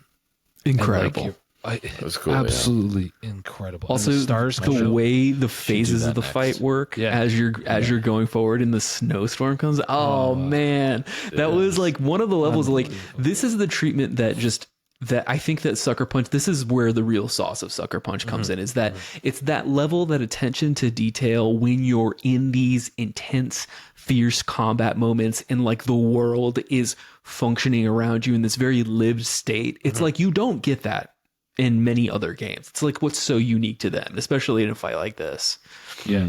Like whenever you kill them and you're just standing there on the mountain and the stars are out and then you can see like the Milky Way streak sometimes. Yeah. You're just like, it's like this fight finishes and you're just this fucking being on the top of the world and you're just so epic. It was so fucking epic because like he's so hard, and when you beat him and it shows you that like that scenery, and you're just like, oh, and it just hits home so hard. It was so fucking sick. That was probably one of my favorite. I call him a boss, I guess, like a side boss. He was One of a my boss. favorite fights. Yeah, it's an I've ever optional done. fight, but it's incredible. It's so well worth it. Yeah, Getting yeah, there. yeah. So sick. So you guys did, Nathaniel, you didn't do stealth. I do a little bit of both. Well, Would you I guys only call stealth? this? I only stealth when they made me stealth. I always Right. stealth. Yeah. Man, it's so fast. I enjoy Maybe that's why stealth, it yeah. takes you so long to beat the game. Daniel. Well, I just hack everything.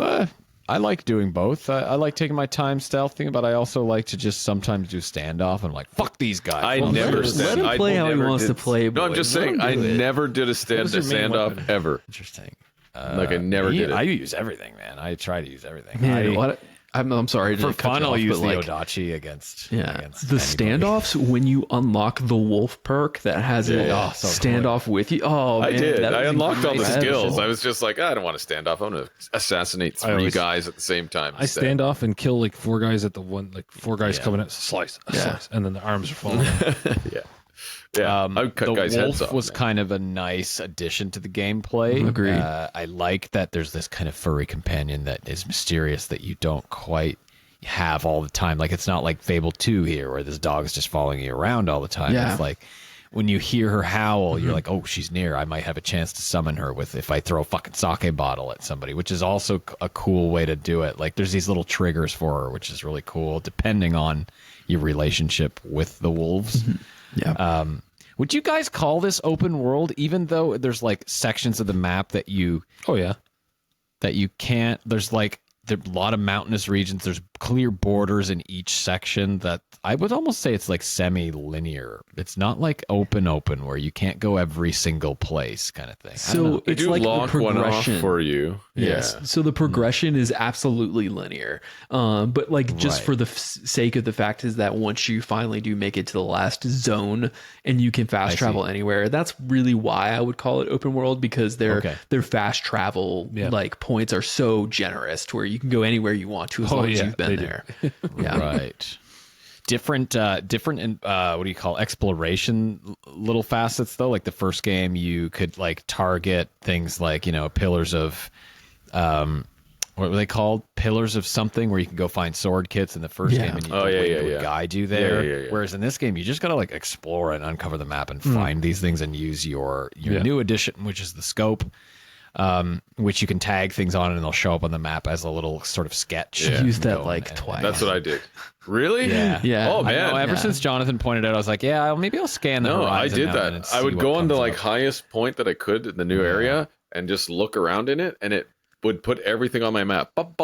So then I could go to everything. Yeah, I like each that. piece. And I mean, I definitely did that, you know, on the road to the platinum whenever I was like finding stuff. Kind of the second half of the game, I will admit that I was using it just a little bit more. But and that's the thing, is that what's so cool about the world design and the exploration of this game is that the way that they have the encounters like kind of partitioned in terms of when the player is supposed to experience them is just really so masterfully done, because my like typical thing is I would find the inn first, and then I would collect all the bounties that I could, and then I would just hunt those bounties immediately after. And on the way to doing that, I would unlock the wolf den. I would unlock the fox nest. I would get a thing to like the hot springs, to go sit in the hot springs. And so it was like so organic to the point where it was like I'm unlocking all of these things on the way. By the time, and this is something that's so funny. It's like so many people were complaining about this online, about the bird, you know, coming across them when they're trying to do a thing, and it's like the ADHD gameplay, right? Yeah. I love it. But I'm like, my- I just got swept away again. Exactly. But that's the thing, is that, you know, when you kind of take a minute to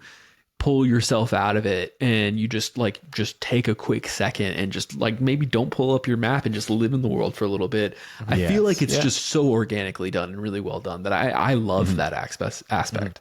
Yeah, I did a lot of side stuff in this one, way more than I did in the first one. Like I said before, I kind of just golden pathed it, but like the bounties were fun. They also had kind of cool little side quests with some of the bounties. Oh yeah, which like sometimes most of the led bounties you- had really cool stories attached to them. Yeah. Oh yeah. Yeah, Man, and they kind of brought you to like a hideout or something. Some of them that you had to clear the full hideout to get the bounty, which was cool. Yeah. It wasn't just like, go here, kill this guy. It was like, oh, there's a story wrapped in this. Yes, the I like that. The Undying guy, too. the white armor was sick. Oh, it's the I coolest haven't armor done in that the yet. game. There's a couple I have on my list right now. Yeah, Yeah. the Undying. The is good. story of it was fucking cool too. Like very Very A interesting. lot of these bounties yield like armor rewards. Would you say that the armor, because I still have a few to go, would you guys say that some of them are like worth getting, or are the stats kind of like meh? Because I like the armor for the stats and the builds. Also, you know, the aesthetics are cool too, like the look of them. But but I like whenever an armor is really useful. I think I used the Undying one mostly. Well, yeah, I think it was one of my first, and I used that until I got the Kitsune one. yeah. Yeah. Kitsune armor is so cool with the claws And then- cool, at the end of really it. cool. Like, But did you guys get the kimono? yeah, stealth yeah, kimono one? That was the sick, yeah. too. the red Garbo, kimono. And that yeah, story, red that story kimono, was very yeah. cool too. Yeah, And and that guy had yes. cool stories too. The little side guy, you got all the gear from. It was gear sets you got from him, right? Yeah. Yeah. So I like that guy. He was cool. The singing guy, the guy who sang. Yeah. So Definitely you're rewarded for exploring in this game. 100%. sure. And Then one there's thing, one thing that I will say, sorry to cut you off, Yeah. Nate, No, just go ahead. really Go ahead. quickly, in terms of your question, Dan, about like whether or not the armor sets are worth it. It's all dependent, in my opinion. Every single armor set is functional. And it's on how one you of my play. complaints and critiques of the game is that like this game kind of pretended that you could make builds, and I right. found most of the charms useless. I found like Okay. most of the abilities are the primary core abilities that you're unlocking when you go to the shrines and you do the normal progression through the game. You and get them unlock anyway. You get that. everyone anyway. You can get unlock every everyone single one anime. anyway. And it's like, Right, yeah. sure, maybe like we said, like if you're doing the side content, you need the bounty master armor to fight Takumitsu or whatever his name is. Like, sure, Yeah. those at that point is when it starts mattering. Yes. But like largely, you can get through this game in every single like armor set. Right. And the stealth encounters don't matter. The combat doesn't matter. And it was a little silly to That's me balance. that That's called balance. it's not though. It's not, it's not balanced. And that's They the thing would is call that like, balance in a PvP game. but that's the thing is that like, you know, I expect like if I really want to play a stealth character, I expect to be like super like a glass tank. Like I expect to be like, you know, one or two Oh, shot, I see, but like be able to like really get into my bag of role playing. I am a ninja in this case. Right. And that's one thing that Assassin's Creed actually did quite well. I would say comparing these two games, Assassin's Creed had the kind of the stealth gameplay and the stealth kind of loadouts and the sets that you could pull off in that. It's probably best in class. There's probably not many games out there that does it better than Assassin's Creed Shadows. But like in this one, it was very much more kind of like they're honing you in to just like do certain things, and you get buffs and debuffs in certain cases that You're not if you're able good, to build it doesn't matter. Specific, like I like skill trees where you can't have everything. Yeah. You know what I mean? Yeah. Like Because then you Cyberpunk. get a benefit of being This one then thing. that's when you can make an actual build. Yeah. Like that's a build. And I like doing that. I like looking at the skill tree and planning, oh, what am I going to do? I'm doing it in Arc Raiders right now. It's got a big skill tree. You can't have everything. It's got a maximum level, you know, skill tree like in World of Warcraft. Remember remember WoW builds? Oh, Like, yeah. oh, what's the Oh, yeah. spec? What spec do you build? It's like, oh, you got to use this one instead of this one, and you have a tree. I love that. I love build. It's like deck building, right? It's kind of like deck building. Yeah, by the time you're end of Yotei, you've got everything unlocked. You're just a fucking wizard. Yeah, with exactly. Yeah. You can't fuck it up. How do you feel about the stances? Not stances in that Jin Sekai kind of way, They're but like weapons, the different weapon wheels. right. Did you find them effective against the weapons they were supposed to be effective I found against? Like, switching. Well, I play Fire Emblem, so this was old hat to me, guys. I found switching the weapons a bit cumbersome. 100% Yes, of agree. course. 100% agree. Like, why Yes. am I pressing R2 and I'm Yeah. pressing Oh, yeah, the no. triangle? Does it not immediately just switch in the Yes. middle of a fight? There were so Based many on times that I That was got my killed biggest- because it's like I literally pulled out the weapon to parry This was my gripe of the first game. Yeah. It was I said this about the first game whenever I played it. And it's just I was like telling you guys. when it It's the same thing, works. though.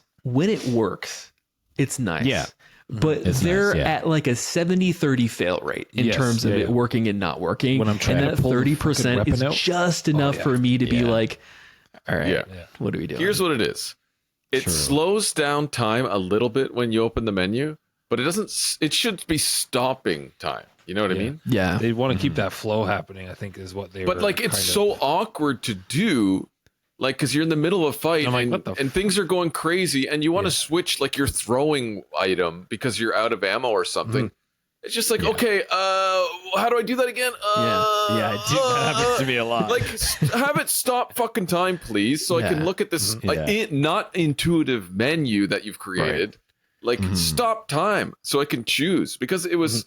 I really didn't like that, and I found myself let getting me tell you, frustrated. dear listener, it's not a Jono problem. it's not a controller input problem, because I'm edging it up, boys. I have the DualSense Edge, and I push that thing all the way to the maximum, where it's just like a little click on the trigger point. So it's like, and even then, it's like, why is this so cumbersome takes a to while, switch in yeah. between weapons? Yeah, Not it to is. say- It's not easy. Like the changing between weapons your throwing themselves- weapons the and a core bow. mechanic. It was the Yeah. core mechanic of the fighting where you have to switch to fight whatever they're coming Yeah. at you with. And when there's 10 fucking It's guys something coming you after needed with to do. 3 different weapons each, you had Yeah. to do it Yeah. fast Yes. all the Yeah. time. and they all attack at once. Yeah. Nobody waits like the Mongols did. Yeah. So yeah, They it just was, let this you was have this it. was But again, my biggest I had the same fucking problem with the peeve. first one, but switching between the stances, switching between the freaking throwing items. Yeah, it was tough. the same weird R2 fucking R1 D-pad. Like, I don't want to take my thumbs off of those joysticks. Mhm. You know what I mean? And I'm pressing triangle, I'm pressing R2 triangle, L2 D-pad. Like, why am I taking these off of the freaking sticks? You should not be doing that. It's counterintuitive to how the games should be played. Yeah. Because you have to move your character, you have to move the camera. These things need especially to the camera. That stay fucking on camera, the yeah. sticks. And when you're in the Yes. middle of a fight and you got to take them off and do all this other crap, it's not intuitive at all. But you can also, Same if with I Death play Stranding, devil's too. advocate, you can also tailor how, like, a system that you have in combat to help you do that. Like, you could throw kunai, and then you have a time, you have a second, Yep. you can stagger guys with whatever Yeah, but you got to blind switch bomb, to the and you can do kunai. that. The kunai. You got to switch to it. Yeah. But at least you're You doing got your that bow out. whenever you have a moment and you're switching to your weapon after you've given yourself an opening kind of thing. So there are ways to, like, I don't have as big an issue with it as you guys clearly do. I was fine in the first game. I'm fine in this. Sometimes I feel like I don't know what they doesn't could have quite done. do it, and though. I'm like, I got to the point. I got to the point where I didn't even switch weapons anymore. Like I just used, It's like, I used fuck dual, this. I just used dual katanas like the rest of the game, and it was fucking awesome. See, that would have taken me the too stagger long. damage I against certain changed. enemies would be shit. I No, I changed didn't to do the that. correct weapon against every enemy type I every tried single to. time Me through too. this game. I tried And I would to, say that like we talk about like the action of switching in the middle of combat. And a lot of people like I feel like this game's enemy encounters, especially stealth encounters, really rewards you for preparation in terms of okay, am I going to use the short bow or the long bow? Am I going to use the kunai? Did I spec in like did I put on my assassins? Did I put on like the red kimono outfit or the kitsune outfit in Yeah. order to help me? Like I feel like those, but it's also that is a level of game breaking immersion that is conflicting with what they're asking of you as the player when you're going through it. It's like, like am I playing as Atsu or am I Nick just like going through this game and playing a video game? And that's Right. kind of where you kind of get me with the cognitive dissonance. And this goes back to the armor sets again. And it's like Atsu goes through this really cool quest, collects the Undying Samurai armor, and wears what's, in my opinion, arguably the coolest armor set in the game. But why is the coolest armor set in the game samurai armor, but Atsu is a mercenary Yes, and she's I thought not that a too. samurai, you know what I thought mean? that So too, it's like yeah. just enough where it's like they thought this through, but like did they really think this through to the very end of that path of logic where it's like I don't want to roleplay a samurai. This like a huge narrative part of this game is how Atsu is Yes. differentiating herself against her samurai counterpart. I thought exactly Yeah. this. I was like, why am I dressed as a samurai? Yeah, so it's there's that, but like in I terms didn't of the even dress as a combat, samurai with Jin. Like I would dress. I was in the Ronin. Like the Ronin outfit as Jin is so cool. Yeah. Like the ninja armor that you get later in the game, it's Yeah, it's incredible. But yeah, like so- I don't know. Back to the combat. I don't know if what they could have done. There were so many different things to switch to and stuff. Like I don't know. I think they gave us too many weapons. There's a lot to choose from. Yeah, There's a bit- I there's a like bit much. options. Yeah, I like options, but I end up forgetting a lot about stuff like the blind bomb. I fucking barely use it. Oh, I yeah. forget it I used exists. it. oh yeah, yeah. Smoke But bombs, there's just a lot of things I great. forget. when I went solo weapon, because switching the weapon I didn't like, but switching to the throwables was okay. So I would just stack so many throwables that's how I would get around the counter weapon. Is I would stun them in a certain way that I would kill them fast enough that they wouldn't get back to their stance. I see. Because then I mastered the dual katana, and the dual katana master skill is fucking OP because it's like a 10-second combo that just annihilates anybody. Yeah, it's awesome. So like you chuck a couple of kunai, the guy's staggered, and you just do that combo.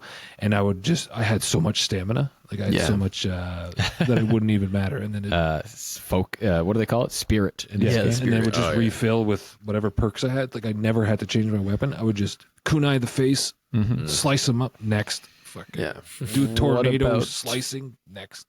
I would say Yeah. that like when we talk about like clearing enemy encampments, kind of like what Jana was saying earlier, circling back to that, like I erred on the side kind of maybe towards the midpoint of this game being like, I'm going to approach most of like the enemy occupied homesteads from a stealth perspective, because as soon as I unlocked it's the Kagusihara, basically the chain, the chain sickle. Yes. Yeah. Once I unlocked the assassination option for that, Oh, it's way that easier. follows up with a kunai throw to automatically kill two enemies at once. I was just clearing out encampments that way. Yeah. So And fast. we talk about just like speed and efficiency, getting through it, unlock the shrine, onto the next one, and I felt like It's a that stealth, was really well done. ranged stealth kill. Yeah. and you Yeah, can which just is nice. repeat it. It's a lot different. And then Yeah, it was it's like, like, yep. I can't remember which armor set it was, but it increases that range. So you can just be nice. super far back, and it's like as long as the enemies that aren't was, like doubled up. That was the kimono one. Yeah. Yeah, the red kimono is so good. And then the assassinate too. You can assassinate up to 3 guys. Yeah. Just dead. Yeah, I love that. The chain Yeah, I love assassination. The Yeah. chain assassination. Yeah, but that's what I was talking about later on. They really make you like they're going to give like an you Onryo. they're going to give you a base of 400 guys. Yeah. Okay, obviously you're going to stealth through that. Like obviously, I try. Yeah, not I to do stealth it to through thin the herd. I do it to thin the herd. Yeah. Every time. You talk about What the, do you guys think the of, Onryo though. Hey, sorry, I didn't mean to cut you off, Dan, but like no, that's okay. the What'd you say, difference Nick? between Yotei's Onryo mode and then Tsushima's, I can't remember what they called it, ghost mode, I guess. I can't remember, but like Yeah. It was pretty sick. Ghost really stance. cool. Ghost I stance. love like the It's pretty sick. theatricality of it all, where she's Yes, like it's walking like, and they're scrambling back. It kind of reminded me of The Last of Us Part 2, where they're like begging on their knees for their life until you like, you know, slam an axe into their skull, and it's great. So I thought that was really well done, especially when you make it because I don't know if you're quite there yet, Dandolf, I know but what like he's you about to make it talk. to a point where you really start Yeah, unlocking a tree for that Yeah. mode, and Oh, I'm just cool. like, yeah, Nice. this is that. I like it. That scene was like it wasn't even like a boss fight or a battle. It was just like a fucking the Bloodbath. Oh, that Yeah, it was a massacre. battle. That was a battle, and I It thought was, what but was it didn't seem like it. You know what I mean? yeah. Well, what was cool about that is that, you know, we talk about like Takahashi Miike's like work, 13 Assassins, all of that. It's all about the blood in the mud and like the spray of everything. Yeah. It's like you're just watching basically the Yeah, corn that's what I water, had it on. I had dyed it on corn that. water come out, and like Yeah, blood, they mud really mode. they leaned into that in that one scene, and I was like, okay, like this is what I can Yes. get behind, like this overtly theatricality of this Yeah, moment. yeah, I was yeah. like, let us lean into that, and I thought that Oh, was really Dan, we'll well get done. to that. Oh my god, it's so sick. I'm working on it. Sorry, Dan. I didn't mean to spoil it for you. No, it's okay. I was going to say, how did you guys, do you feel like the encounters are fresh or repetitive? Same as the last game? Like, you know, you got the different sized enemies that you have to use a Similar. bigger weapon Similar. against. But And it's just a I different weapon instead of a stance, right? Exactly. Yeah. Right. I hated Yes. using the Odachi. I fucking hated it. Yeah, I Oh, didn't like it. The great sword, the great Giant. katana. Yeah, I Yeah. just. Yeah. I was like, this thing is so slow, So fucking and it barely even does any damage to the big guys too. So like, what the fuck? Oh, what do you mean? Two I don't know. hits I and they feel were like done it takes for them me. out pretty. Yeah. I don't have trouble with that. What I do You can hate hit is them when while you're swinging. it and 800 you people are take attacking you. damage. Yeah. yeah. But then you have skills that reduce that damage, at least in the Odachi tree, because they knew that was going to happen. Yeah, I just didn't like the feel of it. Yeah, the that's Adachi fair. was the weapon that I least put any. Like, Oh, I always have it on my back. It's fucking put sweet. one I love skill. I was running like, I'm around with never it. using this, Yeah, I did like the look of it. Obviously, it Oh, looks yeah. fucking sick. and I Giant love sword on the your back. animations of her taking it out and like, Yes. flipping the Oh, yes. flipping the Oh, blade, yeah. the blood off the blade. Yeah. Now, Yeah, very Nick, cool. I saw a short about Assassin's Creed Yeah. and that comparing that the sheathing of the. Did you notice how, in Assassin's Creed if it was bad or not? Like, did you notice that? I didn't really care enough in Assassin's Creed. Like, and realistically, Okay. in Assassin's Creed, the like the way that the animations play out like are amateurish enough for me to like really just be like, okay, like this doesn't really like okay. move Yeah, the yeah, needle for me. But it is It funny, wasn't yeah. on You're that talking about the level. one where it was like the Japanese woman showing how an actual Odachi would need to be sheathed on the back and how she No, was I was just I a think it was just comparison. to, like do it. No, it's just a comparison of Atsu doing it. Yeah. And then a comparison of Assassin's Creed, like her putting her sword away. It's like going And it's through like her the sword body. just like It's disappears Oh, yeah. half through the disappears. sheath kind Yeah, of thing. no, you see those like comparisons all the time. I would say that like in Assassin's Creed specifically, because of course in that game they had the dual protagonist situation. So you're either playing as like the Naoe, the assassin type, or Yasuke, who's like the big brawling samurai type. And Yes, yeah. we go into it on the show, so you know, just listen. But Yeah. like the thing is that I think for this one, all of those minor animation details are really, really well done, and are, I think, like, just like the beauty. And we talk about like the customization of the scabbards for each of the weapons and all of the different variations that you can do. That I felt that was really fun, really fun to kind of like figure that out and do. And it's like the animations, because this is the kind of that flair again, those small details of when the different things crisp, that she does to wipe the blood off, whether she like flicks And the it blade goes or she does it on her the arm. sheath. There's no like clipping through. It's like perfect. And I was like, that is really cool. Every time you do it, if you take it out and you put it away, you swipe on the pad. Yeah. To put away your weapon. She does it every time. Yeah. And if there's blood on it, she'll whip it away and then put it away. Yeah. It's so sick. The one thing that I will say about like the weapons, as we, continue to talk about like the gameplay design, I felt like the quests that were given to unlock each of the weapons were very like video gamey by the numbers. Here's the master, go talk to the master, go do the master quest. And it's like, oh, the master quest is a tutorial on how to use the weapon. And I'm like, the one exception that I will make for it is kind of in the beginning of the game when they teach you how to use the dual katana mode and going up the mountain to find the dual katana master. It was very cool because it was like literally a 1980s montage of learning how to use. But it's the first one. So you're like, oh, this is pretty cool. And then it's like, oh, I have to do that every single time. Okay. Yeah. We should probably move on to mechanics and systems we have next. We did talk a little bit about leveling and skill trees. Now, I had this concern that skill trees, I was like, well, maybe I can't do everything or unlock everything, but I think it's clear now that you can. So, people listening, you don't have to worry about doing a specific build in a game like, Cyberpunk or whatever, where you're you've got to be picky and choosy. You can just unlock whatever the fuck you want and play. Yeah, as you're leveling, it all depends on what you get to a point where it's like, okay, well, I'm done the build. I'm done the build that I wanted, so I'll just fill out the rest of the skill tree instead of like going a little deeper into one or the other. And just get good at pairing. You don't really need much other than that. Yeah, you don't. Right. We talked about fast travel a little bit. Which is I want to talk about something. I think it fits in here. The horse. Okay. The horse system in this game is perfection. Camping. Getting on the horse, love that. calling the horse, getting on the horse. You're facing one way, the horse comes to your side. You get on it. It doesn't fucking run away. You're not spinning your camera around looking for this fucking horse. I don't know how many games I have to fight. Well, we had that to get on this same. horse. We said that we praised the first one for that as well. I think they did a little bit more finesse in this one. The horse in Tsushima was not perfect. This one, I didn't. If you go back and watch our episode where I was telling about me playing it and finishing it, that is one of the things that I said was that I noticed that was really good. Because for the exact same things you're saying right now, you don't have to fucking where's my damn horse? It literally, you call it and you wait like half a second. You don't even have to look, and you press R2. Right there. It was this. I said the same stuff about the first one. But and when I'm going through a forest, you're not ramming into shit, cracking into trees, flying off my horse. It like there's like an autopilot where you get in your tree and he's like, and it goes around. Like, thank you. Is that so fucking hard? Yeah. Like Red Dead Not like in Henry where you get Jesus fucking Christ. knocked off a tree. Does Henry have that problem where you're going through? Is it a little too realistic in Henry? Yeah, I can't stand the horses in Kingdom Come. Don't even get me fucking started on it. It's a little too realistic. Listen, here's my thing. The horse in Assassin's Creed was absolute fucking dog shit, and there were entire mission structures designed around being on that fucking horse. Oh, no. And it's like not only you get off the horse in a combat scenario and you fight, and you have to wait 5 minutes for it to recall to come back to you. That's an exaggeration, but still, it's noticeably and annoyingly long compared to this game. Okay. Yeah, this is exactly what I'm talking about. Yeah, no, they definitely made it good in these games. It was that was definitely a point. Okay.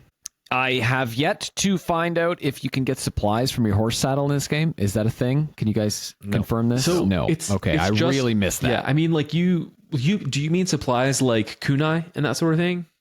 All those little things, throwables, arrows. Because remember, you can unlock it when you get in Tsushima when you can get on. Yeah, I guess you so. camp. They and then replaced it. People will come to you, but like you can also just do like the camping. fast travel to the inn. I'm gonna be honest with you, man. Like, Yeah. 9 times out of 10, I didn't have any issues with like inventory items because it was just a lootathon when I was going to enemy camps. If I needed to Yes, refill, I would that's just go true. murder somebody. Yeah. Take their fucking shit. Yeah. Did you guys, whenever you needed an upgrade, did you tell the guy to come to your camp, or did you just fast travel to the fucking inn he's at? And Fast travel. Yeah, Fast travel. Yeah. I never really camped unless I was Yeah. bad down on health or something, or spirit. I needed some spirit. Like if I needed spirit before getting into a fight, I would Yeah. camp. Yeah, exactly. But did you ever once, maybe you did it once, start the actual fire and cook the actual fish? After once, skip. Yeah. I've never. Oh Yeah, no, I did yeah. it. I did it honestly every time until they like stopped making me do it. At a Stopped, certain yeah, point, me they too. like I did the stopped exact making you same do it, thing. and I was like, oh, I'm like, I kind of missed that. I kind of missed that. But that's like Yeah, a I weird enjoyed me it. thing. That's a weird me thing. I know. I'm I sure enjoyed not it. everybody would It was like therapeutic. I wish they would have given you something for cooking it, like taking the 10 seconds to cook it. Give me a +2 on something. You know what I That mean? would be cool. That would be Yeah, cool. just Yeah. a little give me- Oh, like yeah. Okay, I see what you mean. Like if you That's actually not go realistic.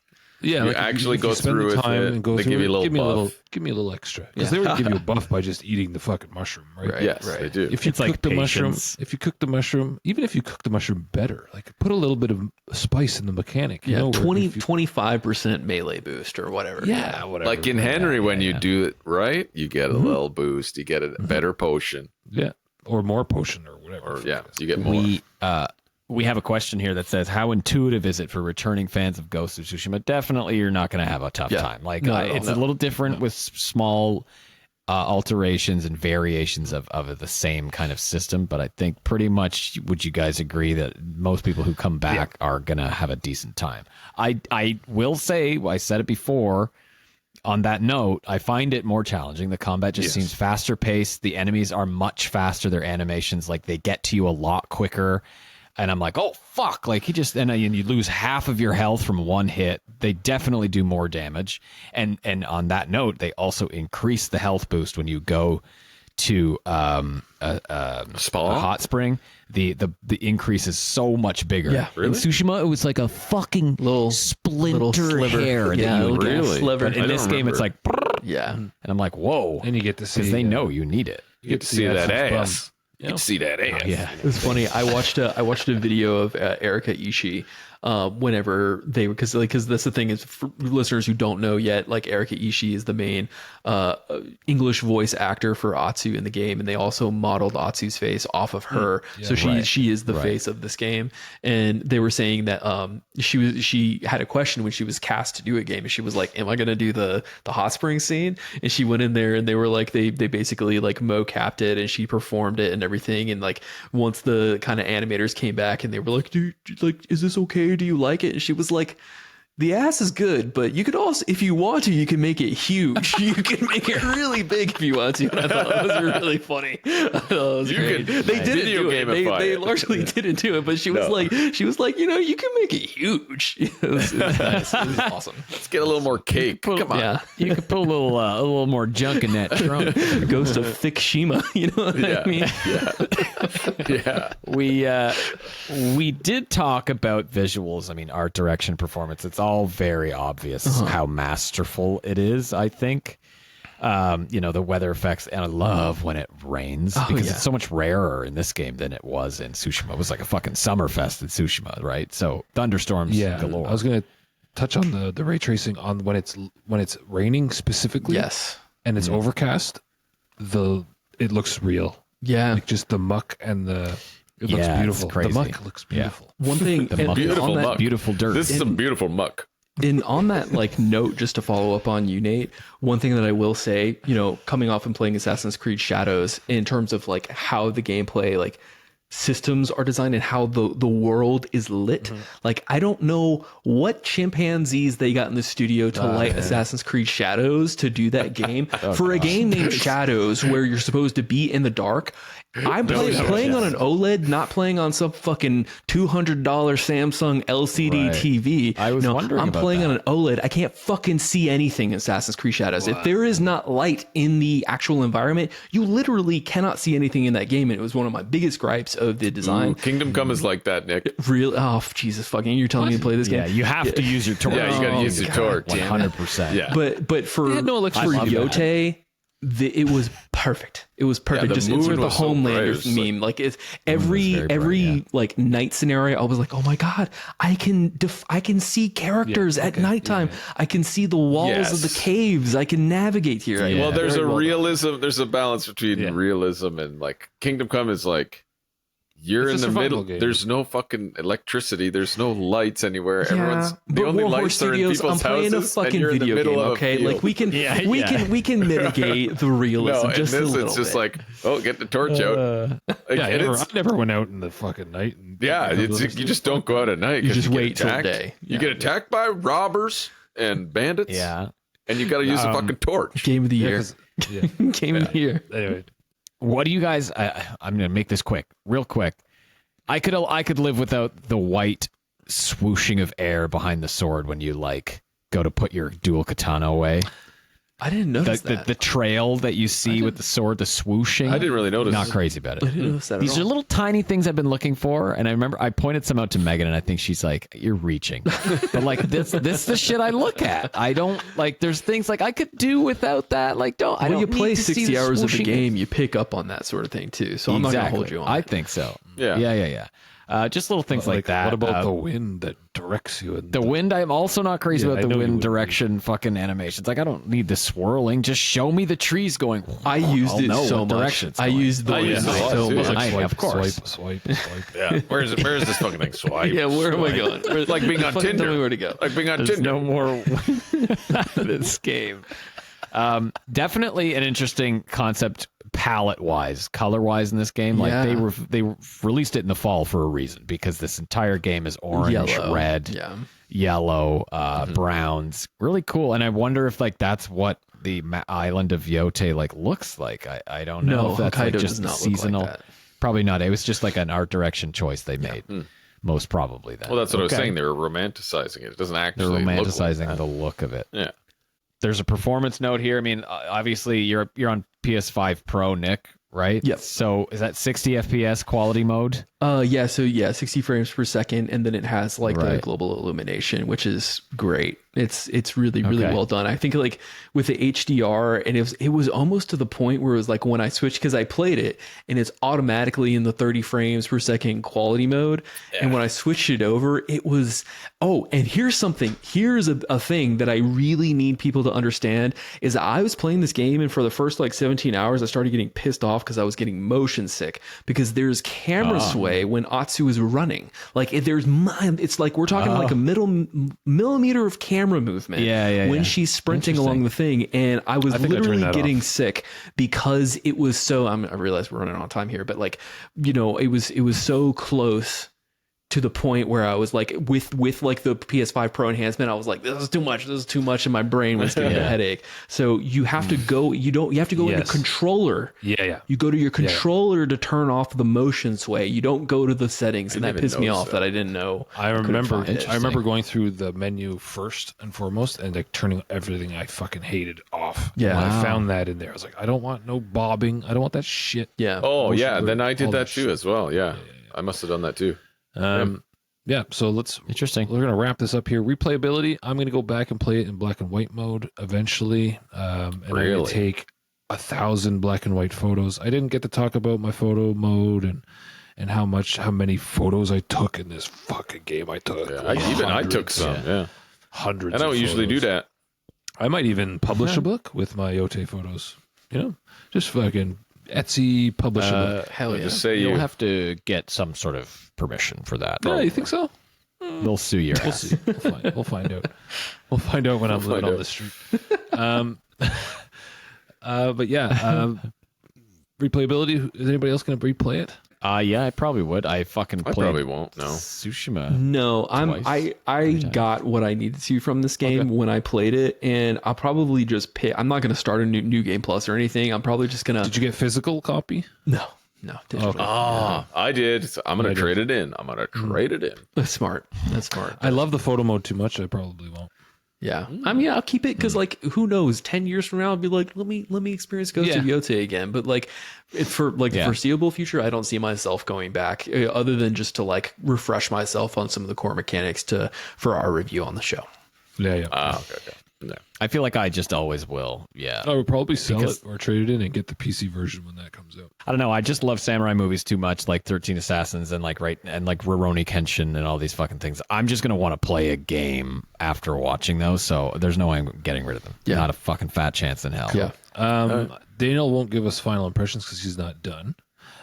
So my final impression, like, this game is a cinematic. Like, it's just like you're watching this like so beautifully done, although albeit kind of predictably kind of story, but just the way they dressed it up, it was an experience that I loved, and it was so finely tuned and painted to really immerse me in that 1600s Japan with the swords and just how everything was, and the voice acting, the Japanese voice acting, and the cinematography and the music. We didn't even talk about the fucking music. The music in this game is music's great. an absolute fucking masterful. It was like Wild West meets Japanese. And it was amazing. Felt like Japanese Red Dead 2 Yes. music. Yeah. Japanese Red Dead music. It's Yeah, a it was no-brainer fucking- if you're into Japanese shit like samurais and all that shit. So like, go play it. 100%. Samurais and all that Samurais again with the plural S when it's not needed.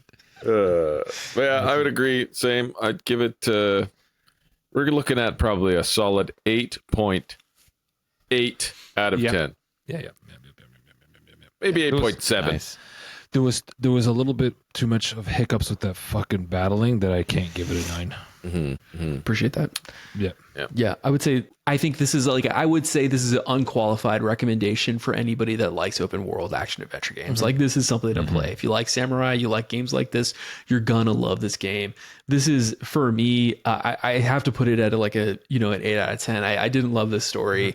I didn't like how it was manifested. I feel like Sucker Punch is good at character writing. They're not good at narrative building. But yeah, I would say this is a good one, and I'd strongly recommend anyone out there play it. Nice. There you go. All right. Better than the first, or is the second better? What do you guys think, real quick, before we?